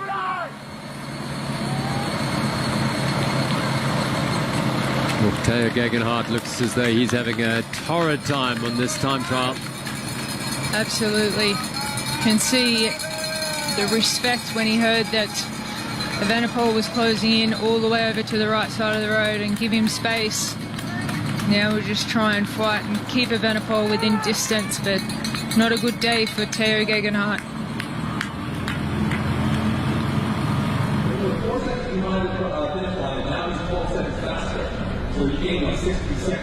Schachmann. Tidy ride by the German. 5th fastest through the 1st and 2nd time splits.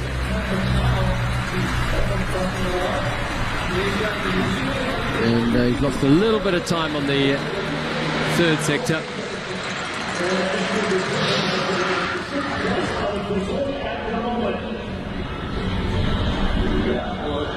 The common sight, we'll see the mouth wide open, just trying to get as much oxygen in as possible, and the signs of the amount of pain these riders can push through is absolutely amazing. Not very happy with the time split though, a little shake of the head.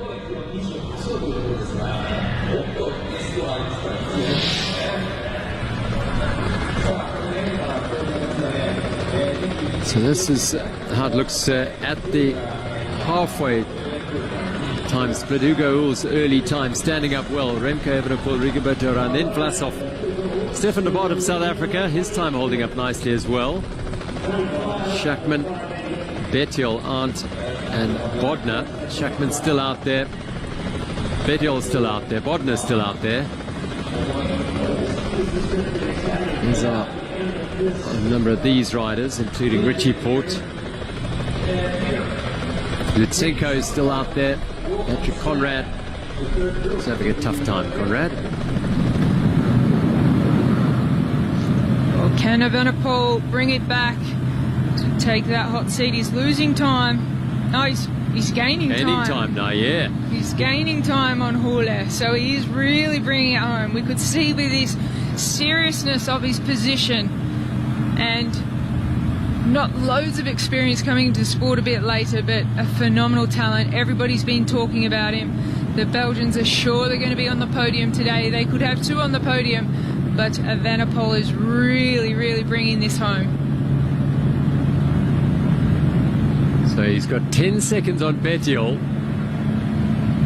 11.5 on Hugo. So now it's the second half and perhaps the last quarter of this horse that's really playing into his hands. He's got the feel of it now, you feel. He really is in control of what he's about there. You do see a difference, don't you? It's like that, you know, he said, okay, I'm going to let it all out now. I'm going to give it everything I've got. So body language of Kucler knows that his time is now running out on that hot seat. But what a special moment to be able to sit there at the Olympic Games. Rigoberto Urán of Colombia. Oh, he's going well as well. Absolutely flying. He doesn't look as smooth as Evenepoel, but he's putting out the power and he's really in contention now in this second wave of riders. He went out moderately, but he's also putting in a second lap of serious note here. Rigo Urán put himself in contention for a medal for Colombia. Into the tuck, saving a little energy here by not pedaling. There's not many opportunities to recover, but he's making maximum use of this, is Remco Evenepoel. Well, he's the type of rider that just could put a lot of power out for a few seconds to build up that speed and then give himself just that little bit of rest before he brings this home. He's got about 10 more minutes of suffering to get through Remco Evenepoel of Belgium before he crosses the line and posts a time that may well be one that the last wave of riders are going to find very difficult to shoot at and hit.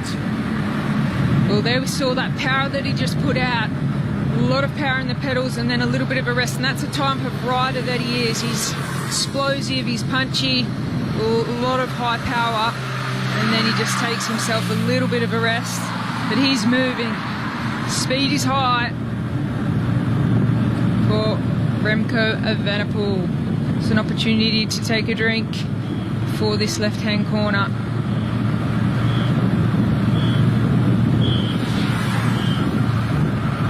On a technical little section, that S-bend that he has to get through. As Theo Gegenhardt, his pain continues. 3:23 down. He's into the track now, is Remco Evenepoel onto the Fuji International Speedway, and he's got time in hand over Hugo Hull, who sits in the hot seat, the Canadian. 57 minutes, 56.46 seconds is Hugo Hull's time. He's paced himself well and he still looks strong.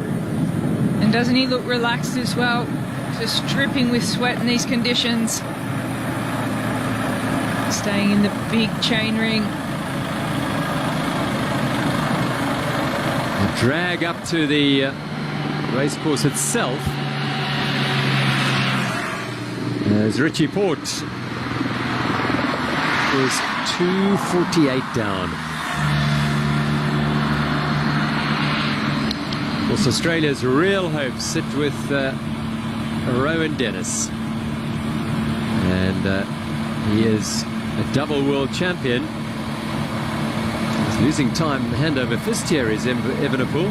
Yeah, we saw him just take the pressure off the pedals a few times before this climb, and he's rapidly losing time to Hugo Kucler on that climb, which is quite surprising. Has he overdone it in the middle part of the race?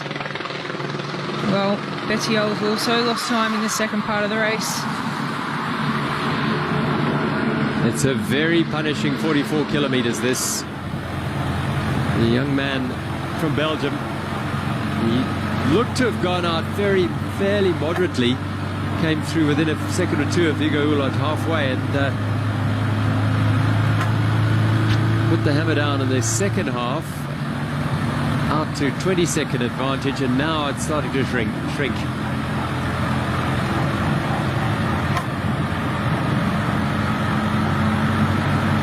Well, you can hear in the sound, just the sound, if they're going up a gear or down a gear. And down a gear, making it just a little bit harder, higher resistance, higher speed. As he takes this left-hand turn, he can't afford to lose any time. Evenepoel coming in towards the finish, trying to better the time of Hugo Hullert. As we see Rigoberto Urán back with Evenepoel. Well, Urán is a man who's moving up the standings. I can tell you that Vlasov is losing time, Lutsenko is losing time, but Evenepoel is now starting to claw it back after that little dip on that climb. Perhaps it was the drag up the climb there, but he's still got some time in hand over Hugo Hullert. Well, at this point, it's all about how much you can push through that pain, how much power he's got left in those legs. You can see from his facial expressions that it's all or nothing now. It's everything that's left, just empty the tank. And back with Bertiol, who seems to be labouring a little bit. Not as powerful as we saw earlier, but not too far away from the time of Hugo Hullert. Bertiol lost a little bit of time on his third sector. From 6th fastest to 7th fastest, Theo Gegenhardt. So having a very tough time trial. He should be the first to finish of this wave of riders. Beg your pardon, he was the first to start of this wave of riders. Then it was Port and then Evenepoel. Oh, suffering all over the face of Theo Gegenhardt.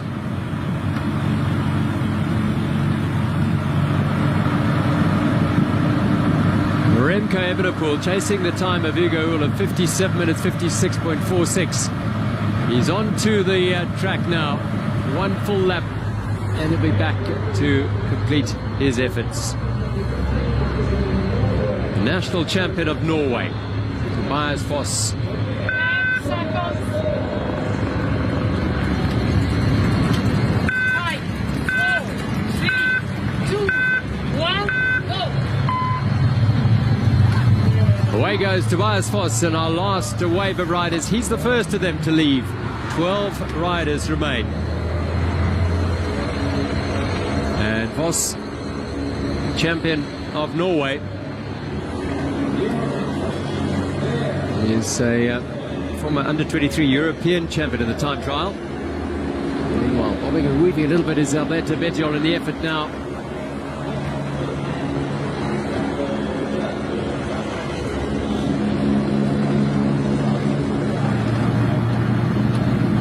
Evenepoel on the Speedway with 3 kilometers to go. He's got 20 seconds in hand on the man in the hot seat, Canadian Hugo Hullert. It looks like Evenepoel is going to take the fastest time of that second wave of all the riders who have finished at this point. But now, with Foss being the first of the last wave of riders, there are some big names in that last wave. Tobias Foss was third in the time trial, the opening stage time trial at the Giro, and 12th in the final time trial. 10 seconds. 5, 4, 3, 2, 1, go. With George Bennett finished and done and dusted, New Zealand's hopes rest with Patrick Bevin. The dark horse. He may be up there in medal contention today. Patrick Bevin certainly spent some good time on his time trial bike. Fourth of the World Championships in 2014.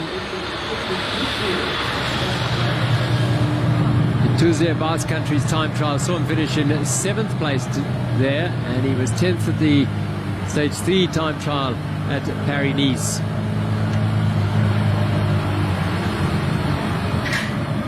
Put all his efforts into focusing on this Olympic time trial as Patrick Bevin this year. Evenepoel up to 20 seconds, his advantage now. This is the man most likely to threaten him, Rigoberto Urán. Almost seemed to have, there he goes, drifted across the track to maximize every apex of the bend. 31 seconds now, he's eating into Hugo Hull's time. He certainly left a little bit in the tank for the last section of this race. We saw him take a little bit of a rest on that last climb, but he's certainly bringing it home. Brendan Mcnulty now starting for the USA. 2, 1, go! The 2016 Junior World Champion is on the road. Brandon Mcnulty, under 23 bronze medalist in 2019. And silver in 2017. This is a man of real talent, and he's in good form as well at the moment. Brandon Mcnulty is a teammate of Tadej Pogacar at the Tour de France when the Slovenian won his second yellow jersey. 11th in that final Tour de France time trial.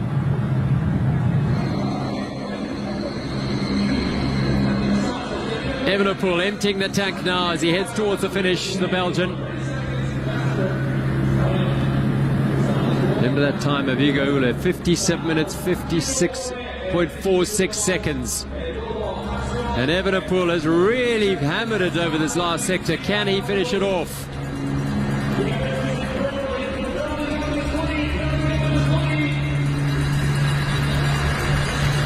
Still got a bit of work to do, Remco Evenepoel. He's looking likely to take the hot seat in the lead from Hugo Hull of Canada. The young Belgian, 21 years of age, in his first Olympic time trial, will take the hot seat with a time that is 57 minutes, 21.27 seconds. He is the new leader by 35.19 seconds. Remco Evenepoel of Belgium.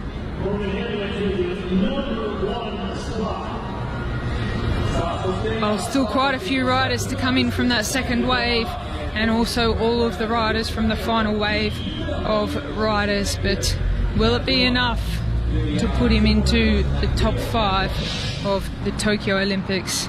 You can see this event is just so grueling. You don't really feel all the pain until you stop, and it is excruciating. There's nothing quite like it for these riders as we head to the start ramp, and a man 5, 4, 3, 2, 1, go! who was the silver medalist in Rio de Janeiro 4 years ago.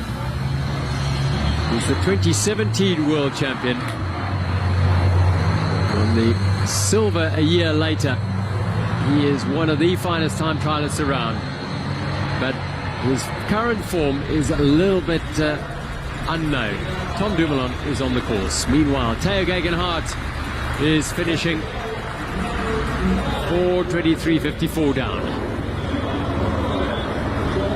Bettiol, the Italian number 2 rider, if you like, was Philippe Ghana, the world champion, still has to go here, but Bettiol is going to put a decent time to bed. Well, until the last quarter of the race, he was on par with Evenepoel. Just didn't bring it back quite as fast in the end.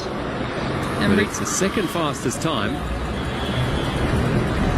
Not the best day for Richie Port. Still got Rowan Dennis from Australia to come off in the last wave. He'll be the 5th last rider to hit the course, but not the best day for Richie Port. The 10th place at the moment for the Australian. Rigoberto Urán is about to enter the last lap of this course now. The Colombian is a serious threat to Remco Evenepoel.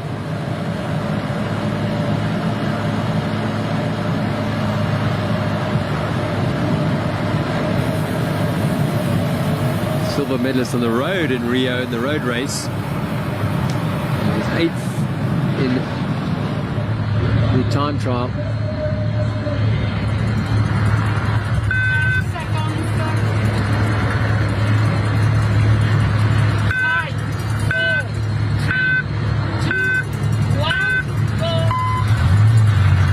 Kasper Asgreen, many people, another dark horse, rather like Patrick Bevin, 6th at the World Championships last year. And with 2nd place in the final individual time trial at Tour de France. He's the Danish national champion. He could be a serious contender today. It's wide open. So many favourites and big names still to start. Kasper Asgreen taking those first corners. Ronde van Vlaanderen earlier this year as well. A monument to his name. Smoothly through that quite technical start to the route. Tom Dumoulin. Yeah, big question mark. In January, he decided to take some time off from the sport. He wasn't loving it as much as he used to, so he had a little bit of time off, and we haven't seen much of him this year until he won the National Time Trial Championship in June. But Tom Dumoulin, he's one of the fan favourites as well. We'll be hoping he has a good ride today.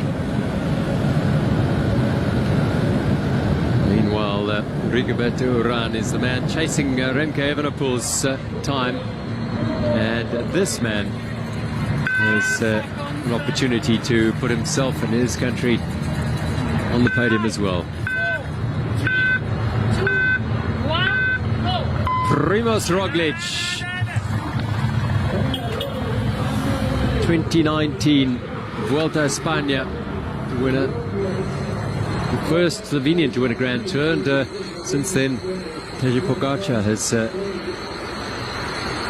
done the job as well, and he's added a second Vuelta to his name, so they really are one of the dominant nations in the Grand Tours. Remco Evenepoel can afford a smile. He's done a grand job, the 21-year-old. Real talent from Belgium. He's put himself in an excellent position, although there's plenty of quality time trialists to come.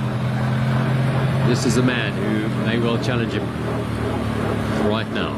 Well, we saw Evenepoel come back so fast in the last 2 or 3 kilometres. Can Urán match his time?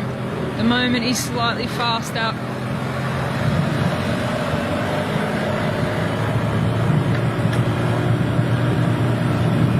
Deep the Colombian, he's he was one of the sort of early of the latest wave of the Colombians to make a real impact on the World Tour.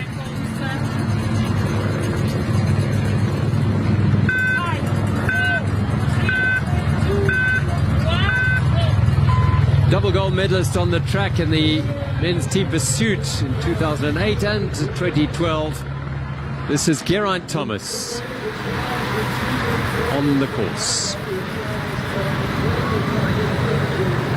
Well, he's holding that time steady, Urán, against Evenepoel. He'll be getting all of the motivation possible through the race radio. So close to the finish.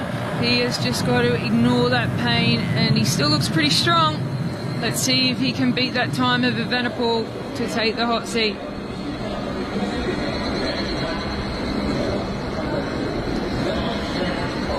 He was a silver medalist in the road race in 2012 in London, 9 years ago, when Remco Evenepoel was 12.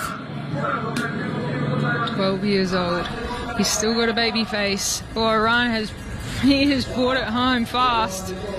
Let's see. It's coming down to the wire. 300 metres to go. 15 seconds, 14 seconds. He's on the grid now and out of the saddle. The Colombian Rigoberto Urán. Can he get the better of Remco Evenepoel? It's going to be very close. He does. Into the hot seat goes Rigoberto Urán. 2.58 seconds. Sees the Colombian post a very fine time. He'll be super happy with that ride. Strong finish. Could see coming up that straight throw for the line, and that's how amazing time trialling is over that distance, that the times can be so close. So Liverpool, a short sit in the chair. And Uran, what an effort by the elder statesman of the latest wave of Colombians.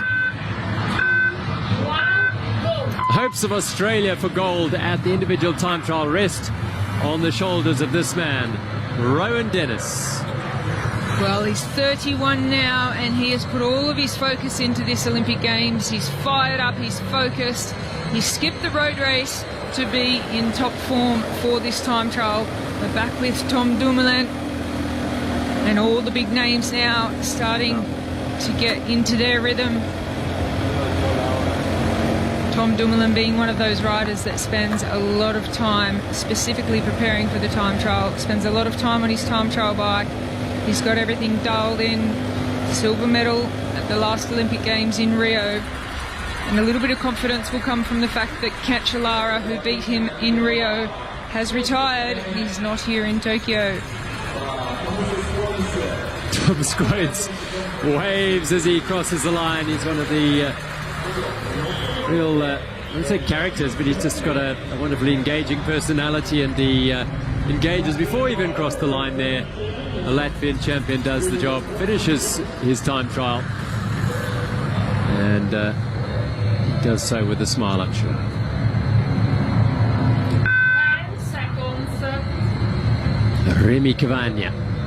5, 4, 3, 2, 1, go. Away goes the 2020 French time trial champion, Remy Cavagna. Two excellent results at the Giro. He was 5th on stage 1's time trial and 2nd on stage 21. He won the stage 5 time trial at Romandie. Bettiol and Uran in the hot seat, with Everpool in 2nd place. So Cavagna on the course now.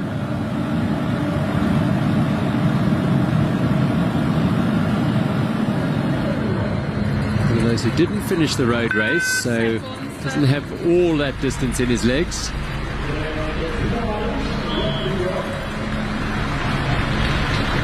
Patrick Conrad.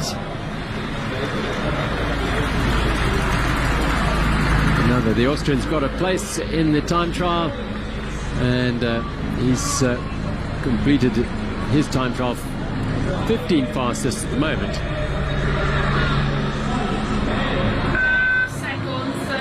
But his year's been made with a stage win at the Tour. 5, 4, 3, 2, 1, go. Bronze medalist at the World Championships last year.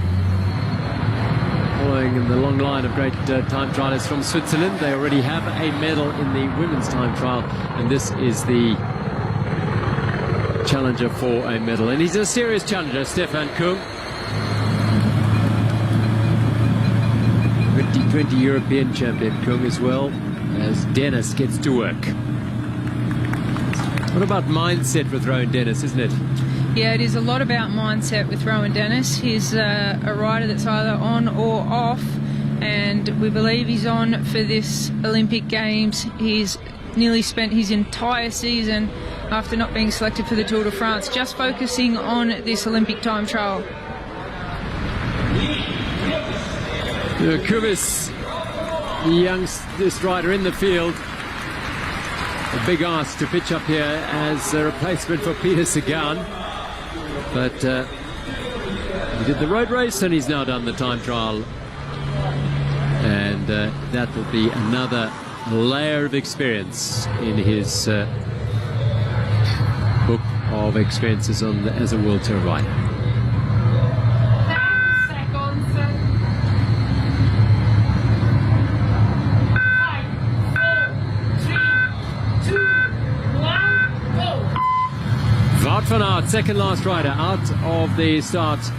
The Belgian is the form man. Silver medal in the road race. He won the time trial in the second last day of the Tour de France. He then won the stage on the Champs-Élysées, and many feel this course might be his for the taking. Might have to contend with this man though, Tom Dumoulin.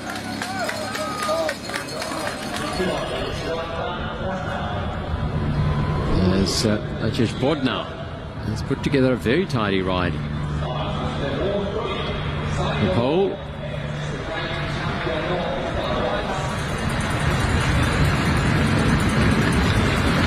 And he's going to bring it home for Poland.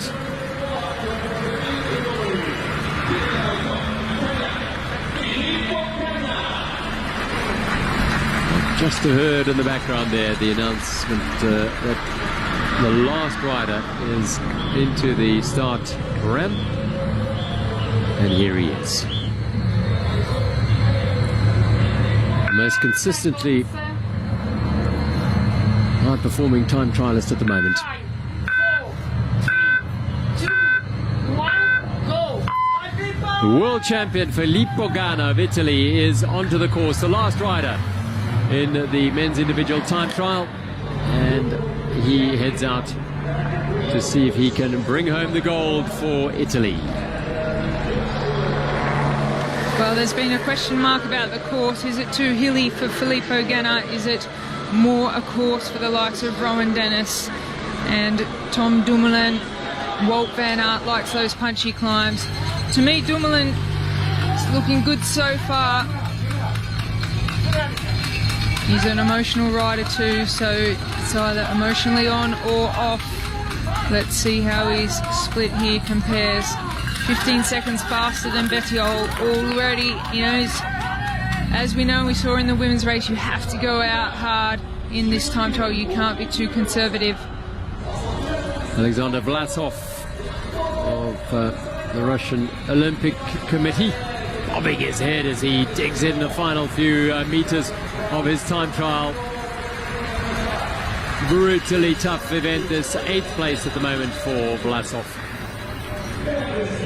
So all the riders have left the start hut. Many have finished, and it now is coming down to which of these on the course is going to be able to bring it home for glory and the gold medal. Tom Dumoulin is looking good, he's looking fast, he's looking relaxed, using the road. Everything looks good so far in the early stages of the time trial for Tom Dumoulin. Clearly he was the fastest through that first time, with Patrick Bevin 4th fastest, Brandon Mcnulty 7th fastest of these last tranche of starters.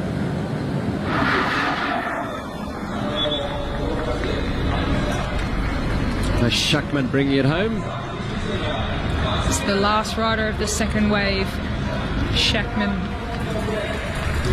It's wonderful to see they're allowing the spectators down to trackside, which is good to see, bring them close to the action as Schachmann finishes his effort as Kasper Asgreen closes in on the first time check. A little bit off the pace for Asgreen, the first time check. It's the 3rd fastest time, so it puts into perspective how strong and how well Tom Dumoulin has gone. Well, he would have had that great atmosphere of Annemiek van Vleuten of the Dutch team winning the women's individual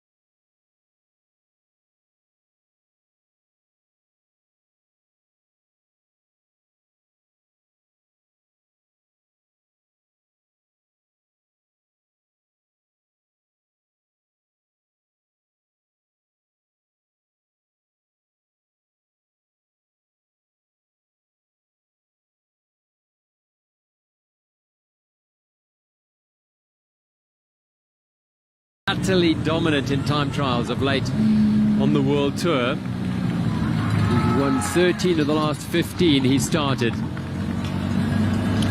Well, he's gone out attacking, out of the seat, putting some power through those pedals, just trying to get up to maximum speed as soon as possible. He's got the time trialing. Whoa, look at that bike. Sorry, I was just sidetracked by the colour of that bike. Looks beautiful in different sunlights. Weight not being too much of an issue, so the extra weight of the paint. But that is a special looking bike for Philippe Ghana. Well, he's a powerful rider on the track, of course, as well as Ghana. Well, Wout van Aert is just ahead of him. The big hopes for Belgium. They really want to be on the podium here. And this man is a supreme all-rounder. Triple cyclocross world champion. 3 stage wins at this year's Tour de France that are quite extraordinary in their variety. Double ascent at Mont Ventoux, he won that stage. He then won the penultimate stage, which is a time trial, and then promptly beat the most successful sprinter in Tour de France history on the most biggest stage of all, the Champs-Élysées at the finish line. Geraint Thomas, 26.87 seconds down, the 8th fastest time through that time split. It's been a tough year for him. He had 5 falls, I think, at the Tour de France. Then he fell again in the Olympic road race here. And we saw he was in a little bit of pain in that road race when he came off the bike. Didn't finish the road race and pulled out, hoping to come good for the time trial. But it doesn't look like today's going to be the day for Geraint Thomas. Remy Cavagna.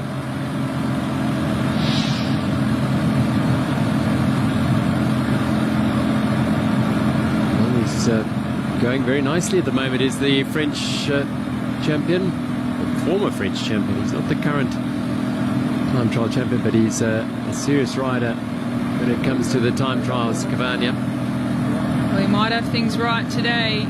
He's absolutely flying, Cavagna. Looks nice and smooth.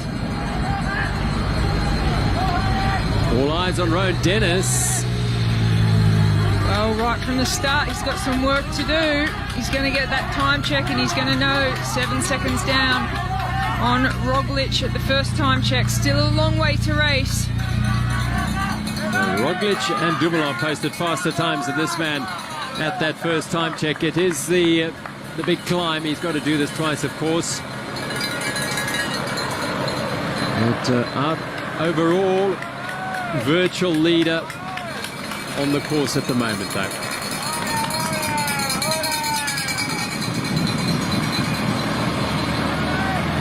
I really feel that when he has got something to prove, when there's a little bit of an irritation in him, feels that he needs to vent a little, he will be a danger on these time trials, as Cavagna swings right up the climb now. Going very well indeed. Over half a minute up on the man in the hot seat's time at the moment. There, we're getting those time checks versus Iran, but a lot of the riders out on the road are between 10 to 30 seconds up on the time of Iran. Roglic's time is standing up that first time split.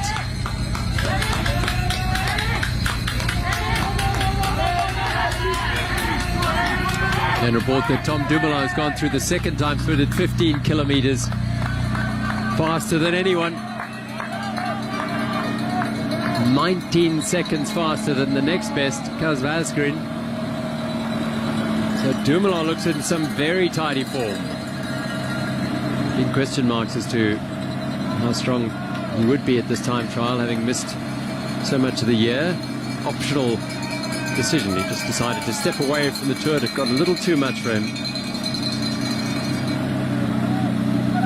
Yeah, interestingly, we don't hear about the mental struggles so much in men's cycling as we do in the women's cycling. They seem to be a little bit more open about that type of thing. But Tom Dumoulin, he did express that he was losing a little bit of passion and motivation earlier in the year, but certainly came back with great form to win the national TT title. As we're back with Philippe Ghana. Is the course too tough for him? No, at this point he is absolutely flying. I must say, it is a very special looking machine. That is a time trial bike. Yeah, first time we've seen that colour for a bike of Philippe Ghana, and it looks absolutely beautiful. As we are with Kung, Stefan Kung, coming into this time check, 9 seconds behind Roglic's time check. He was a real contender at the Tour de France time trials, 4th in the final time trial, 2nd in the early time trial. Tom Dumoulin, he looks like he's on it today, keeping the speed high, very, very smooth. He is absolutely superb. You can see he's riding slightly deeper front dish wheel, all the nice black. Looks the goods, Tom Dumoulin.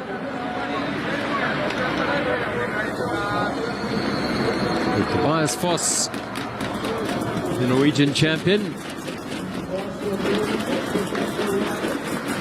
This is at the halfway split, measuring him against Hugo Hull at that stage. Hugo was the fastest. Remke Evenepoel then came home, and of course Rigoberto Urán. And he goes through just ahead of Richie Port's time there. Bart van Aert, the second last rider to pass through this position, and he's down over 4 seconds on Primož Roglic's time. Well, 4 seconds, it's not really a lot that early in the race through the first time check, as Paddy Bevin just comes in for the halfway mark. 6 seconds quicker than Hula. Well, he's done the first half well, as Patrick Bevin. Work to do on the second. Big focus for him this year, the Olympic time trial for Bevin. Forgone most other commitments in order to focus on preparing for this and getting it all right on the day. So far, he's looking good. Back with the current world champion, Philippe Ghana. Just puts it into a small gear as he hits this steep section of the climb. So this is where the testing starts for Ghana.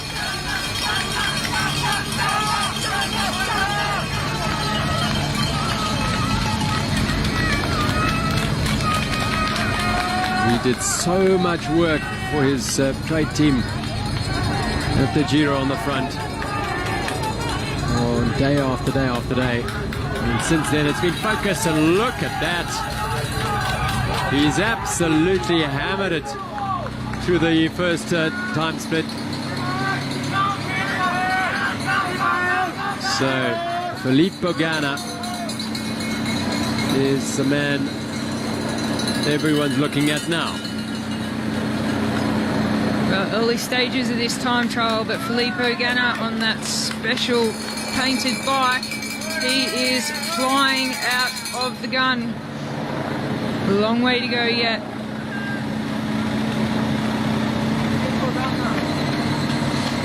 Philippe Ghana, we hear from the sidelines. He has some fans out there. Fans bringing riders through the start-finish. Brandon Mcnulty,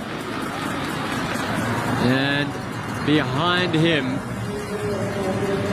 as Mcnulty across the line, 42.81 seconds down on the fastest time through there, and Tom Dumoulin goes 40 seconds faster. It's no real surprise. We've seen some form from him today that suggests But the Dutchman might just be in the type of form that could see him post a medal-winning time today. Whether it'll be gold, silver or bronze remains to be seen. But he's showing some excellent form. The indication he'll be getting from the radio, the team car, the motivation at those time splits are all important to keep the morale high. Well, his fifth place finish at the Tour de Suisse time trial suggested that he'd spent some of that time he'd taken off as a break from the sport, just putting in a little bit of work, that's for sure. He won the Dutch time trial championship, something he's done 4 times. But this is a different kettle of fish. He moved from silver to gold, perhaps, for Tom Dumoulin, having taken silver in Rio. Well, it's going to be a very positive thing, and morale lifting that he's catching another rider. It could be Paddy Bevin of New Zealand.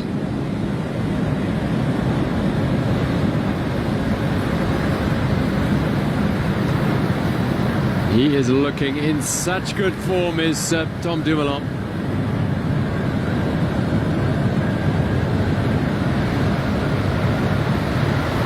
Also a man who is able to win on so many different different terrain. It's Brandon Mcnulty he's going to be getting past now.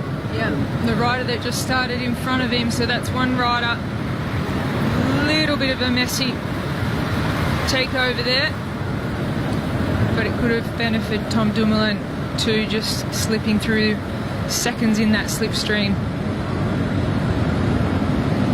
His 92nd man who's thought ahead of him. That can't do much for young Brandon Mcnulty's morale when he sees Tom Dumoulin go past him. Mind you, it is Tom Dumoulin. He'll be saying, well, sort of expected that. This is a man who has won the World Championship.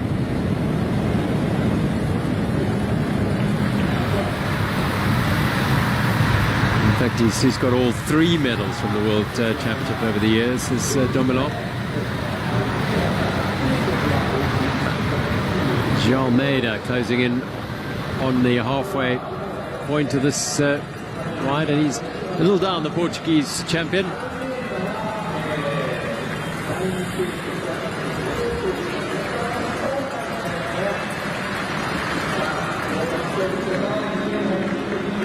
Well, Tom Dumoulin's time at the halfway split was so devastatingly fast that anyone else at the moment is putting in what they think is a really good time. He's going to look a little bit off pace. Asgreen.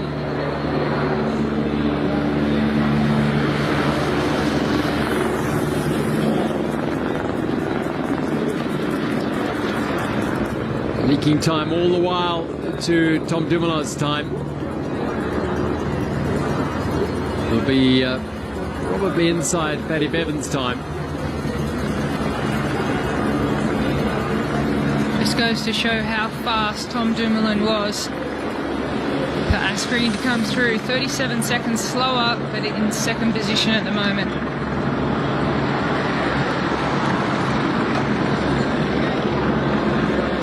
Primoz Roglic. Here we go. This is the race starting to unfold as we enter heading to the second half of the time trial. The seconds dropping off all the time as Roglic tries for the halfway point.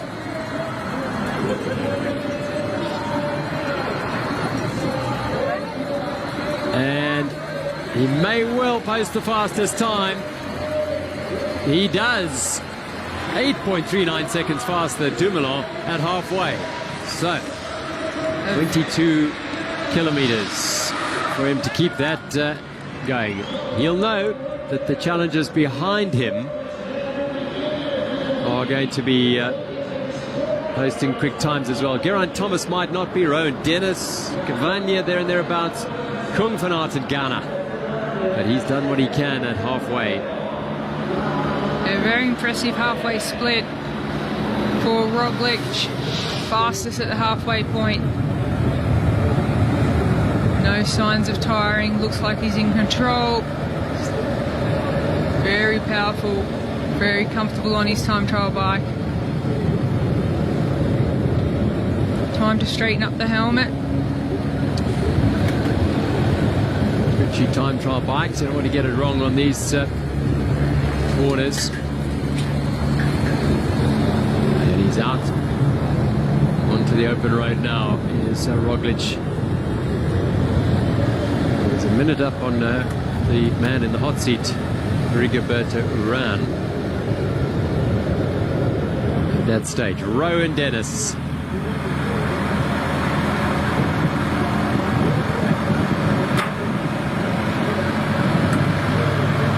Hopes of Australia rest on this man. He was 5th in Rio, despite the fact that he had to change a bike due to a broken ski. But that would have motivated him tremendously to redress that and seek some redemption here in Tokyo.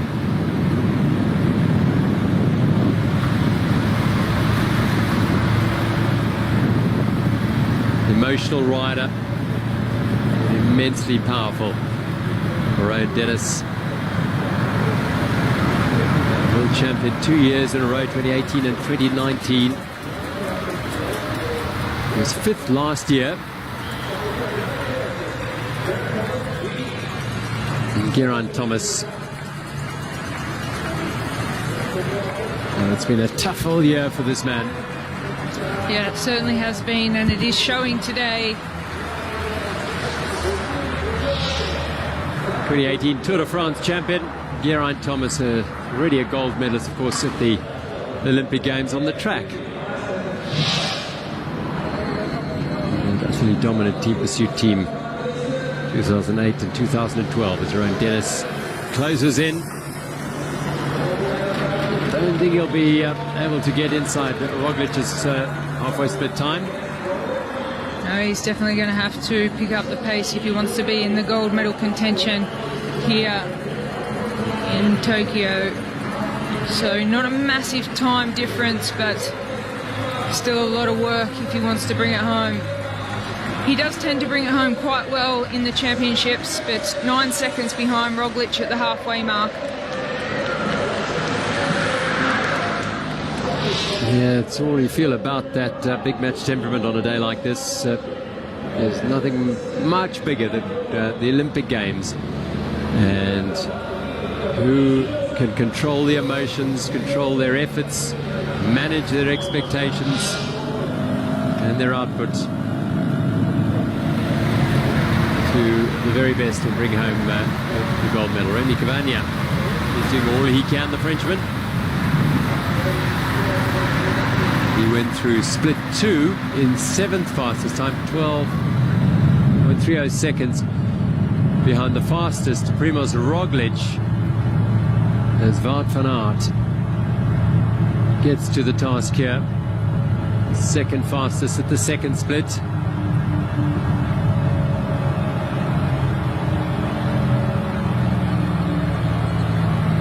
You can see he's carrying his radio in his front of his skin suit, in his chest, rather than where most of the riders are carrying it between their shoulder blades on their back. Cavagna coming in for the halfway time check. He's 12 seconds off the pace at the 15-kilometer mark.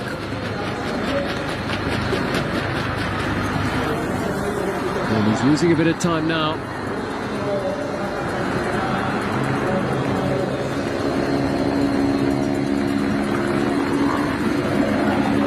Remy Cavagna, France, rolling over the start-finish line for the first time. 53.16 seconds down in 4th fastest time at that stage of the ride.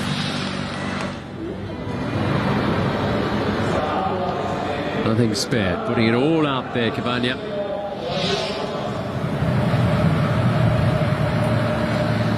Wout van Aert said he went through 2nd fastest, 0.04 of a second at the first intermediate split, 15 Ks.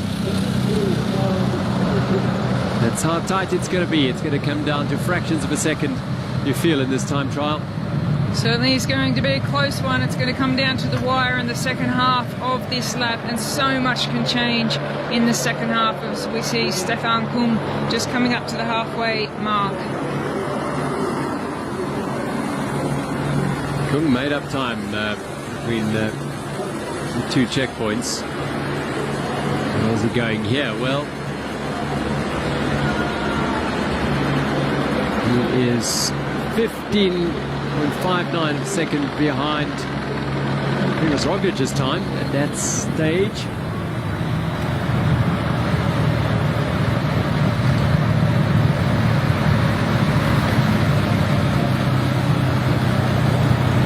Well, he does so much work in all the races he rides. He's an attacking rider. He's a rider of flair. He tried all he could in the road race at Wout van Aert, but the group he was in, of course, didn't want to do anything because they knew if they took him to the line, then he would win. He had the most likely chance to win because of his power on the sprint. But of course, Richard Carapaz took advantage of the hesitation and attacked and went up the road to win the gold medal in the road race. And Wout van Aert won the sprint just ahead of Pogacar to take the silver. Slovenian was the bronze medalist. Here, he is an outright favourite for a medal. Question is, which will it be?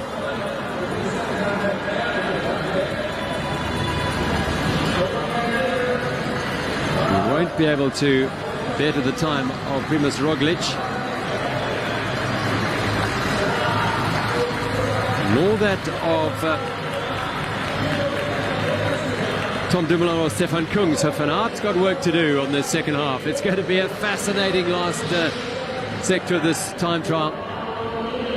And I think Van Aert will bring home a little bit more speed in the second lap, but at the moment, fourth at the halfway mark. Looking good for Roglic. Can he hold the speed through the second half?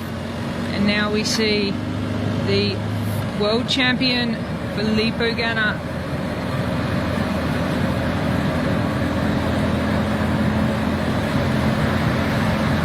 just pitches back up to the back of the saddle as he puts the maximum effort in here, heading towards the halfway intermediate time split.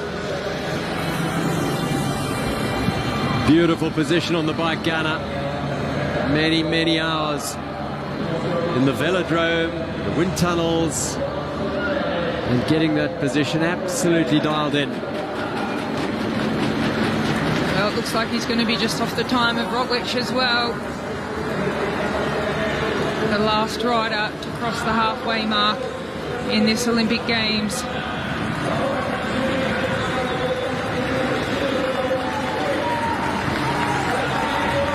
Will be second fastest, third fastest, so Ghana. Final sector for him. The fastest rider across was Primož Roglic at the halfway split. Ghana, third fastest.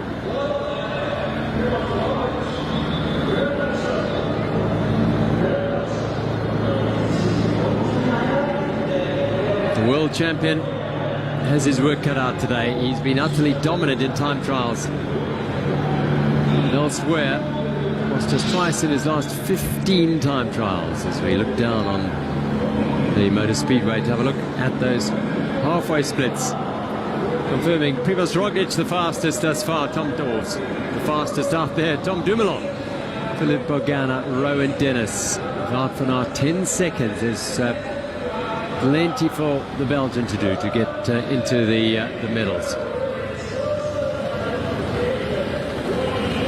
Well, only 10 seconds at the halfway mark between this man, Roglic, and 5 riders within 10 seconds. So it's all going to come down to this final lap. Roglic in the zone. He will know he was the fastest through the halfway mark, and that is motivating. He looks solid and powerful on the bike. as we know, a former ski jumper, coming across to the sport of cycling. Yeah, double Grand Tour winner. Heartbreak at last year's final time trial of the Tour de France, when it all unraveled rather spectacularly for him, and Tadej Pogacar put in the ride of his life to win that individual time trial and ride into the Champs-Élysées in the yellow jersey that this man had worn for days and days ahead of that final stage. And it didn't go well for him this year at the Tour either. So there's some form of redemption for Primož Roglič at this event. Tom Dumoulin, he just looks so good on the bike. He looks fast and powerful. Just 8 seconds behind Roglič at the halfway mark. Can he bring it home? He's not riding with a bottle on his bike. We've talked a lot about the aerodynamics, and this man, he would have spent a lot of time in the wind tunnel. Tom Dumoulin, he's got the sock height to the limit. He is looking in supreme form at the moment, Tom Dumoulin. Whether it brings him gold, silver or bronze, I'm not sure, but having not seen a great deal of him this year, it's wonderful to see the Dutchman, who's one of the most engaging of the top-end World Tour riders. Good to see him in such good form. Oh, this is going to be a very exciting final half of the men's Olympic time trial here in Tokyo. We've got 5 riders within 10 seconds of each other. Can't afford to make any mistakes, have to get every single line right, take the shortest route possible. And Tom Dumoulin is a master at that. And back to Ghana. This is the man who won the World Championship last year on home turf, Eddie Miller. A very high cadence there. Clicks down a gear.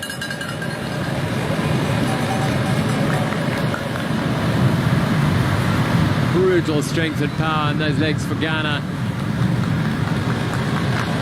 We've seen most of the time trial bikes carrying an aero bottle, but he's got the traditional round bottle on his bike. Beautiful sock height as well. Roglič here just closing in on Kasper Asgreen.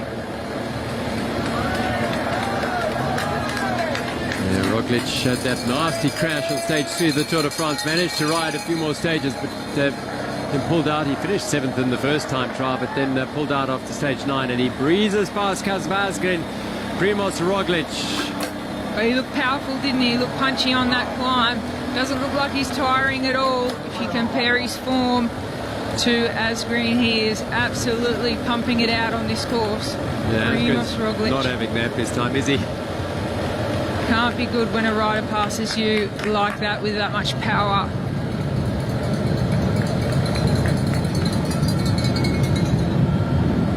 And you can see how well Roglič has studied this course. He stayed right out on the left to take this right-hand corner. Taking all the right lines, seems to be in control. And Kasper Asgreen tries to keep him within distance, knowing that Roglič is on a good time. If he can stay close behind, as we switch over to Tom Dumoulin. Well, he is flying.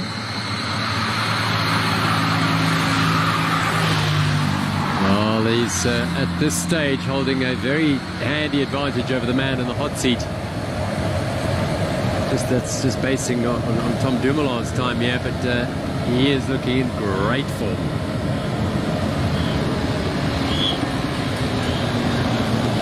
Roglič now has posted the fastest time at split 4, so he is the man. Just discards what looked like a bar. Yeah, he's decided he won't need to take on that nutrition between now and the finish line. He wants comfort, he wants aerodynamics, and he wants to keep that speed high. Empty the tank, and just under 10 minutes remaining in the effort for Tom Dumoulin. It's the race of truth. There's nowhere to hide in the time trial. brutally hard discipline. Some will say the hardest in the sport of cycling.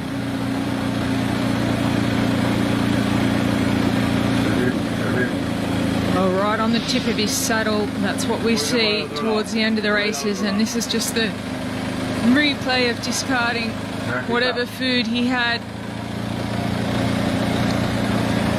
Not prepared to carry anything extra.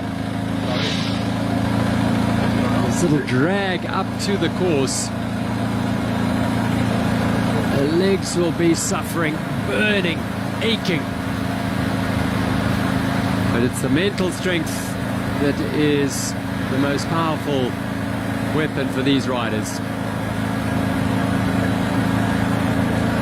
Absolutely ruthless in banishing any thoughts of pain and failure. As Rowan Dennis He's past Geraint Thomas. Geraint Thomas, yeah. But he doesn't look his normal self, Rowan Dennis. His aggressive type of riding. Shoulders are moving for Rowan Dennis. Roglic. Oh, he is just in awesome form as well. Primož Roglic Closes in on Kasper Asgreen. The course certainly does suit Primož Roglic. So there's been passing and passing and passing. Asgreen retook him after we'd seen him slip back a little. He's found a second wind. He's a big man, isn't he? A powerful unit on these flatter sections, so he's used that to his advantage. Or is it that this man may have gone out too strong? Stop pedaling there to replace his bottle.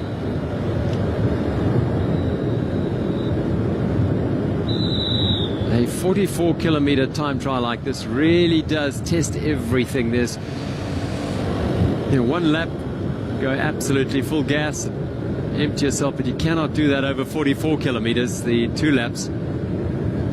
Pacing is key, and Kasper Asgreen's disappeared up the road. Yeah, and we're seeing a lot of resting there from Roglic. He likes the punchy climbs, and that's where he's going to try and take his time back. He's still... Remember, Asgreen did start 90 seconds ahead of him, so although he looks as though he's just a few seconds up the road, it's deceiving. Now, it might not be a bad thing for Roglic to have a rider in front of him. But he certainly did lose a little bit of time to Asgreen. Not in the overall standings, obviously. He's up on Asgreen, but seems to be tiring a little bit or not have paced himself as well as he'd hoped, but still looks strong to me. Yeah, he does. He's got this little drag up to the racetrack. Up ahead, Tom Dumoulin is on the track.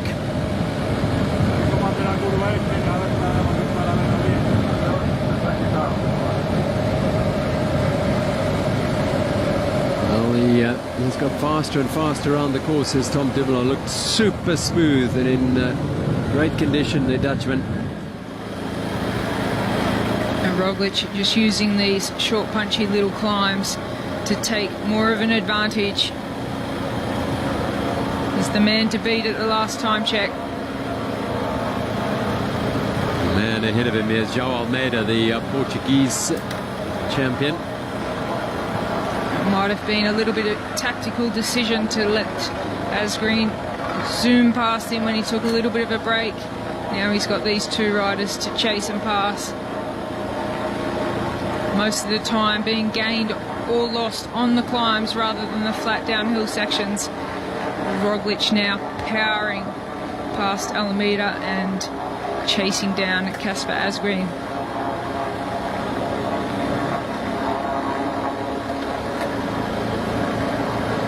Well, now he will retake Kasper Asgreen is more at home on the flatter rolling than the climbs. Yeah, the bigger build of Asgreen, he really used that to his advantage on the faster downhill section. And now he's just using Roglic there, passing again on the flatter section. Not a bad thing for Roglic.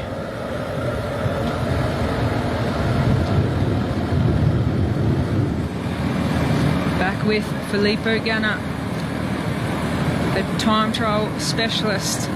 Yeah, this is his real speciality as the world time trial champion, and man with a huge engine. Look at these three riders. You don't often see this on a time trial. But the man on the far right, João Almeida is almost 3.5 minutes down on Roglic, who is about 1.5 minutes ahead of Asgreen. As Wout van Aert is bobbing and digging and putting everything into his effort here.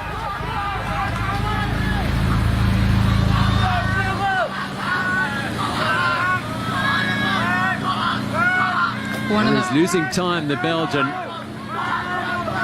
have to ask how much the Tour de France and the Olympic road race has taken out of Wout van Aert. But he was absolutely sensational in the road race, taking the silver medal, but having so much pressure to close down all of the breaks until Carapaz was the one that got away and took the gold medal. Wout van Aert taking the silver. Paddy Bevin takes his bike across the line, finishes the time trial. And Bevin's time of 57 minutes, 24.29 seconds at the moment puts him in third place. Nico Roach's early time, remember he started 7th this morning, or in the race, and it still stands up in 5th place at the moment. Just seen Stefan Kung take over Cavagna out on the road. Tobias Foss, the Norwegian champion, he rolls in towards the finish line, putting every effort in. A little glance up, there's the line, and he will finish 2:32.99 down. Not, he would feel, perhaps what he was looking for and hoping for. Well, that's the unique thing about the Olympic Games. You have to be on fire on one day in 4 years. Primož Roglic may have got it right. He has been absolutely flying. You can see he's pulled away from the other two riders now. It's all or nothing as Tom Dumoulin comes into the finish line. This is Tom Dumoulin putting the finishing touches to his time trial. A silver medalist last time at Rio de Janeiro. And he has put aside all other aspects of his life to concentrate on this time trial, and he goes fastest. 1 minute 13.11 seconds faster than Rigoberto Urán's time. A phenomenal ride by the Dutchman, 56 minutes 5.58 seconds. And he's put it all out there for the Netherlands, Tom Dumoulin. Yeah, he looked good, he looked strong the whole way throughout the race. He's just got that experience in time trialling to pace himself well and stay strong right from the start through to the finish for the Netherlands. They've got one gold medal already today in the women's individual time trial. Now it's a waiting game to see where Tom Dumoulin will finish in the men's individual time trial. Well, of those contenders to his position in the hot seat, Rowan Dennis is looking as though he's starting to make up time. This is Geraint Thomas. He's certainly not going to threaten that position. He's had a better second half of the ride, that's for sure. Oh, Ghana still looks fast. He's moving a little bit around on the saddle, but he's still keeping that pace very high. There's not much in it between Ghana and Dumoulin. Third fastest to the last checkpoint, Philippe Ghana. Wout van Aert is the other real contender here for Belgians, although he has had a tougher last sector. Well, and the last month has been so demanding. He's had so many big results and good races, and it has taken its toll. 36 seconds down in Tom Dumoulin's ride. That'll give Tom Dumoulin some confidence. Yeah, you've made allusions to that, the effort and how contrasting Tom Dumoulin and Wout van Aert's years have been. As Brandon McNulty, a young American, and there are a whole lot of wonderful talents coming out of the United States. Sepp Kuss, the stage winner at the Tour de France. Brandon McNulty here, really coming to the fore, but he will have, I'm sure, plenty more opportunities to prove himself against in this sort of company. Roglic at the moment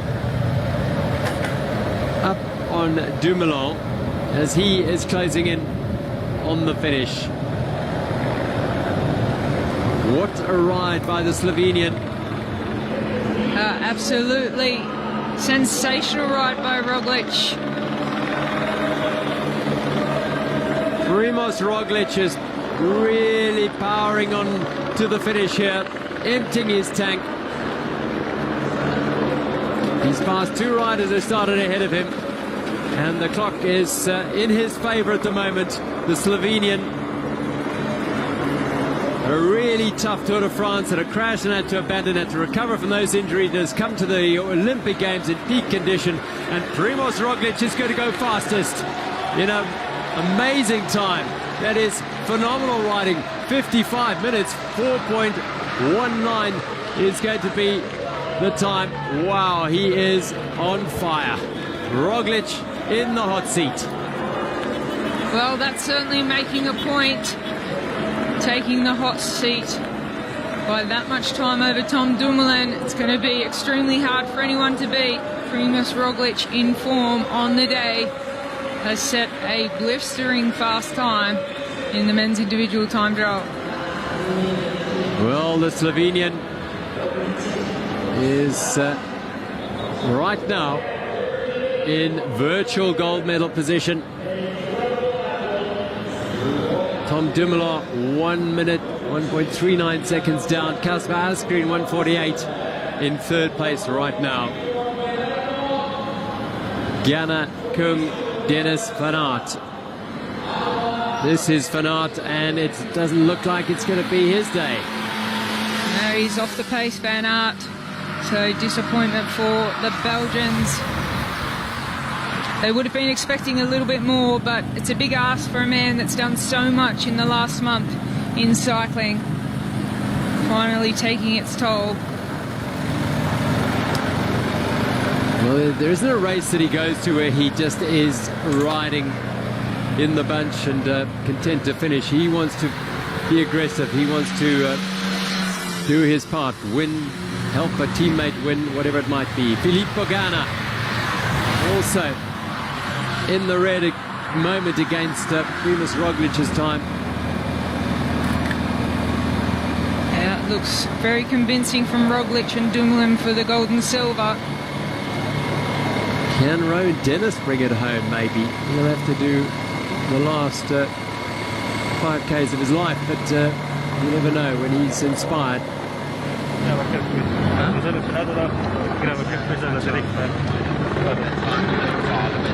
The tough part about time trialling is waiting for the other riders to come in.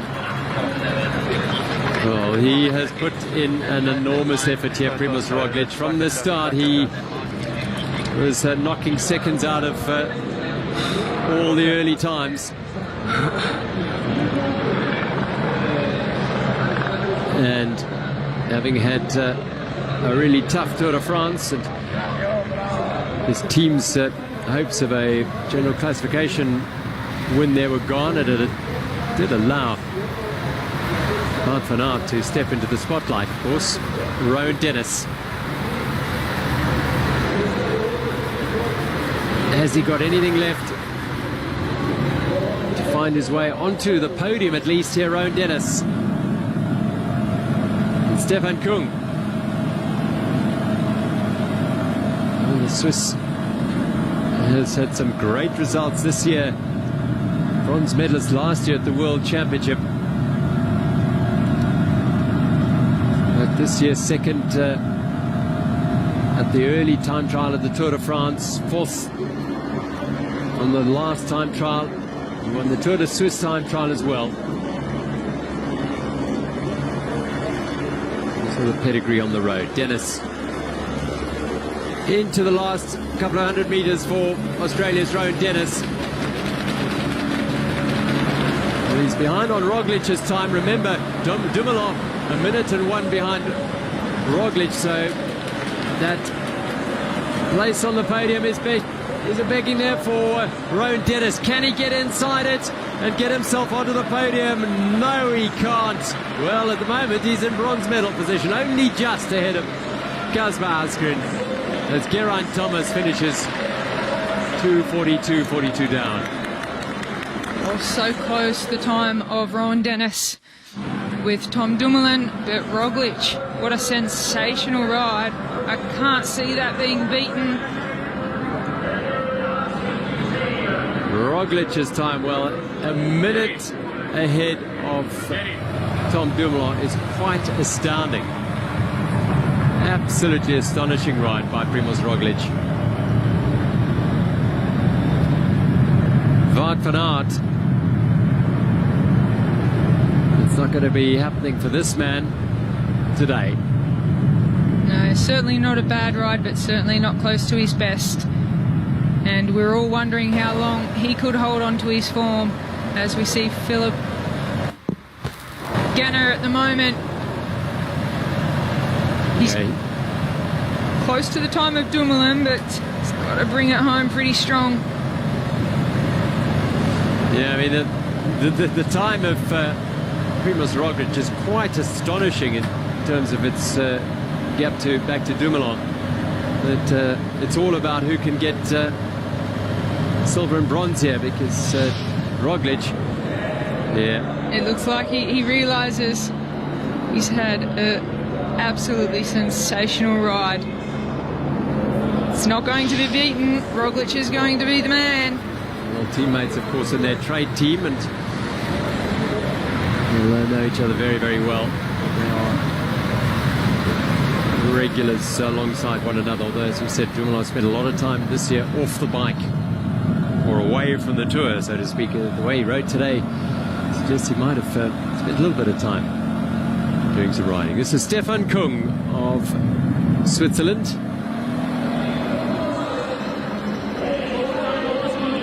It's going to be close for the silver and bronze medals.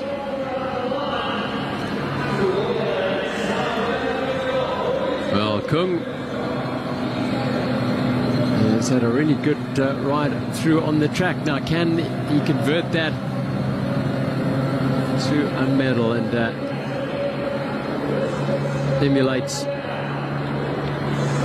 Cancellara as a medalist at least?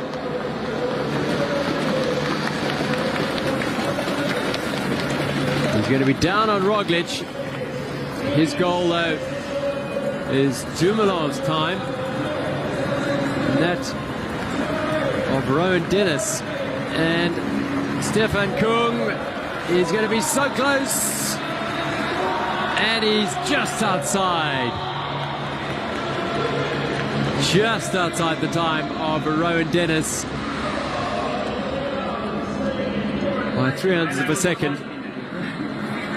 Tom Dumoulin sits there in silver medal position at the moment. Roglic in the middle, and Dennis still with the third fastest time. But we still have, well, Van Aert a bit off the pace, but what can Philippe Ghana do? Remy Cavagna. Well, the Frenchman's had a torrid time out there today. He started today fourth last, but it has not gone his way. And he will finish well down the standings based on his start position. He'll be disappointed with the way it's turned out, unless there was an issue out there for the Frenchman that played a role in him finishing at the moment well over 3.5 minutes down on the gold medal position, which surely now is in the hands of Primož Roglic. Well, it looks like it's all come together on the day for Roglic. The course suited him, the form was there. He woke up ready to take this Olympic gold medal. And as we still have a few riders, 2 riders to come in, it looks like the gold medal is going to go to Primož Roglic. Sensational down the bike. Wout van Aert puts everything into his last 500 meters or so here at Tokyo, but it's not going to be a medal for the Belgian today.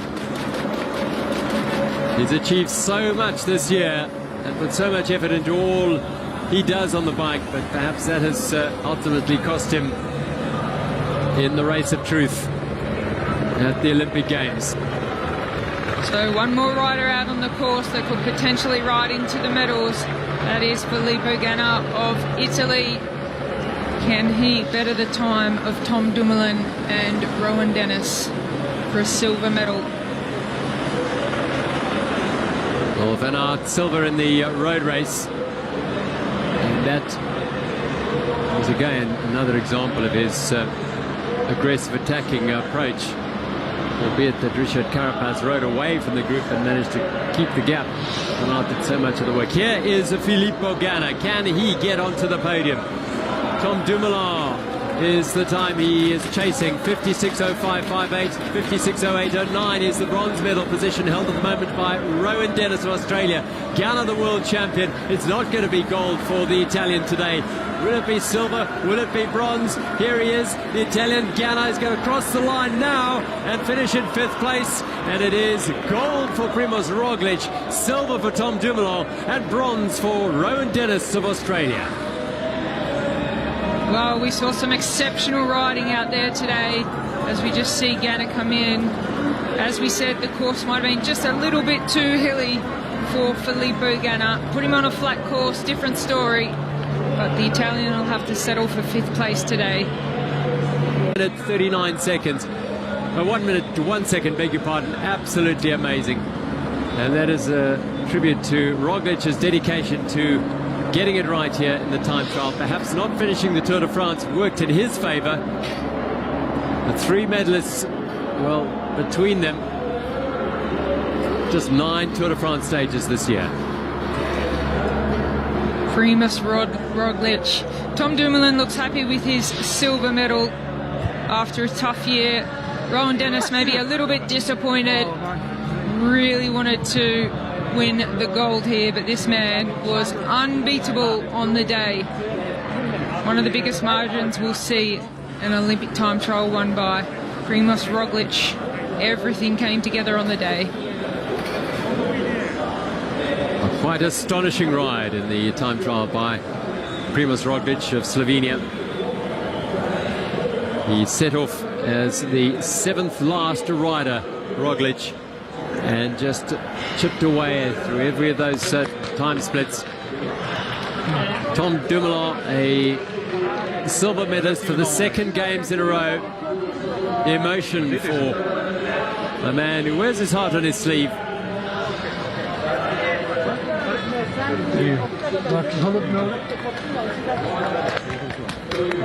And feels that those are tears of happiness, because he knows that he was beaten, well beaten by this man today. A reflective of Primož Roglic, the gold medalist.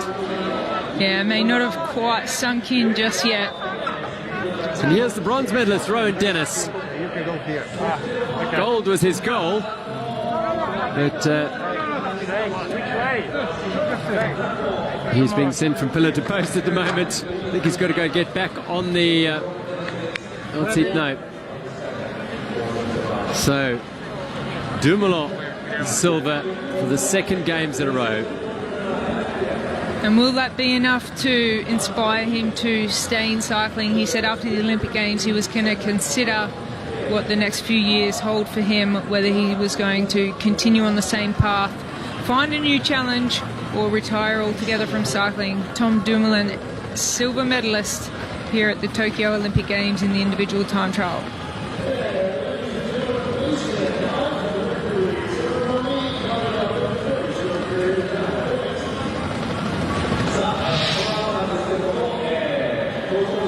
Bronze medal for Rowan Dennis of Australia today. Putting it all out there. Dennis, he started 5th last today. It just didn't quite fall for him. It wasn't for lack of effort though. No, I'm sure he can be happy with his effort because he put everything into it on the day, and it was just enough to win the bronze medal. And Tom Dumoulin, he also had a near perfect ride. It was just the better man on the day, Primož Roglic, that no one could even come near in the time trial. Yeah, he did very little wrong today. He looked in great position. The silver medalist from Rio makes it to back-to-back silver medals. Tom Dumoulin, but the man standing head and shoulders above all others today. 7th last out of the start hut, it was Primož Roglic, the Slovenian, who put together the ride of his life in this very tough 44.2 kilometer course in Tokyo. He posted time of 1 minute 1 second faster than Tom Dumoulin. 55 minutes 4.19 seconds.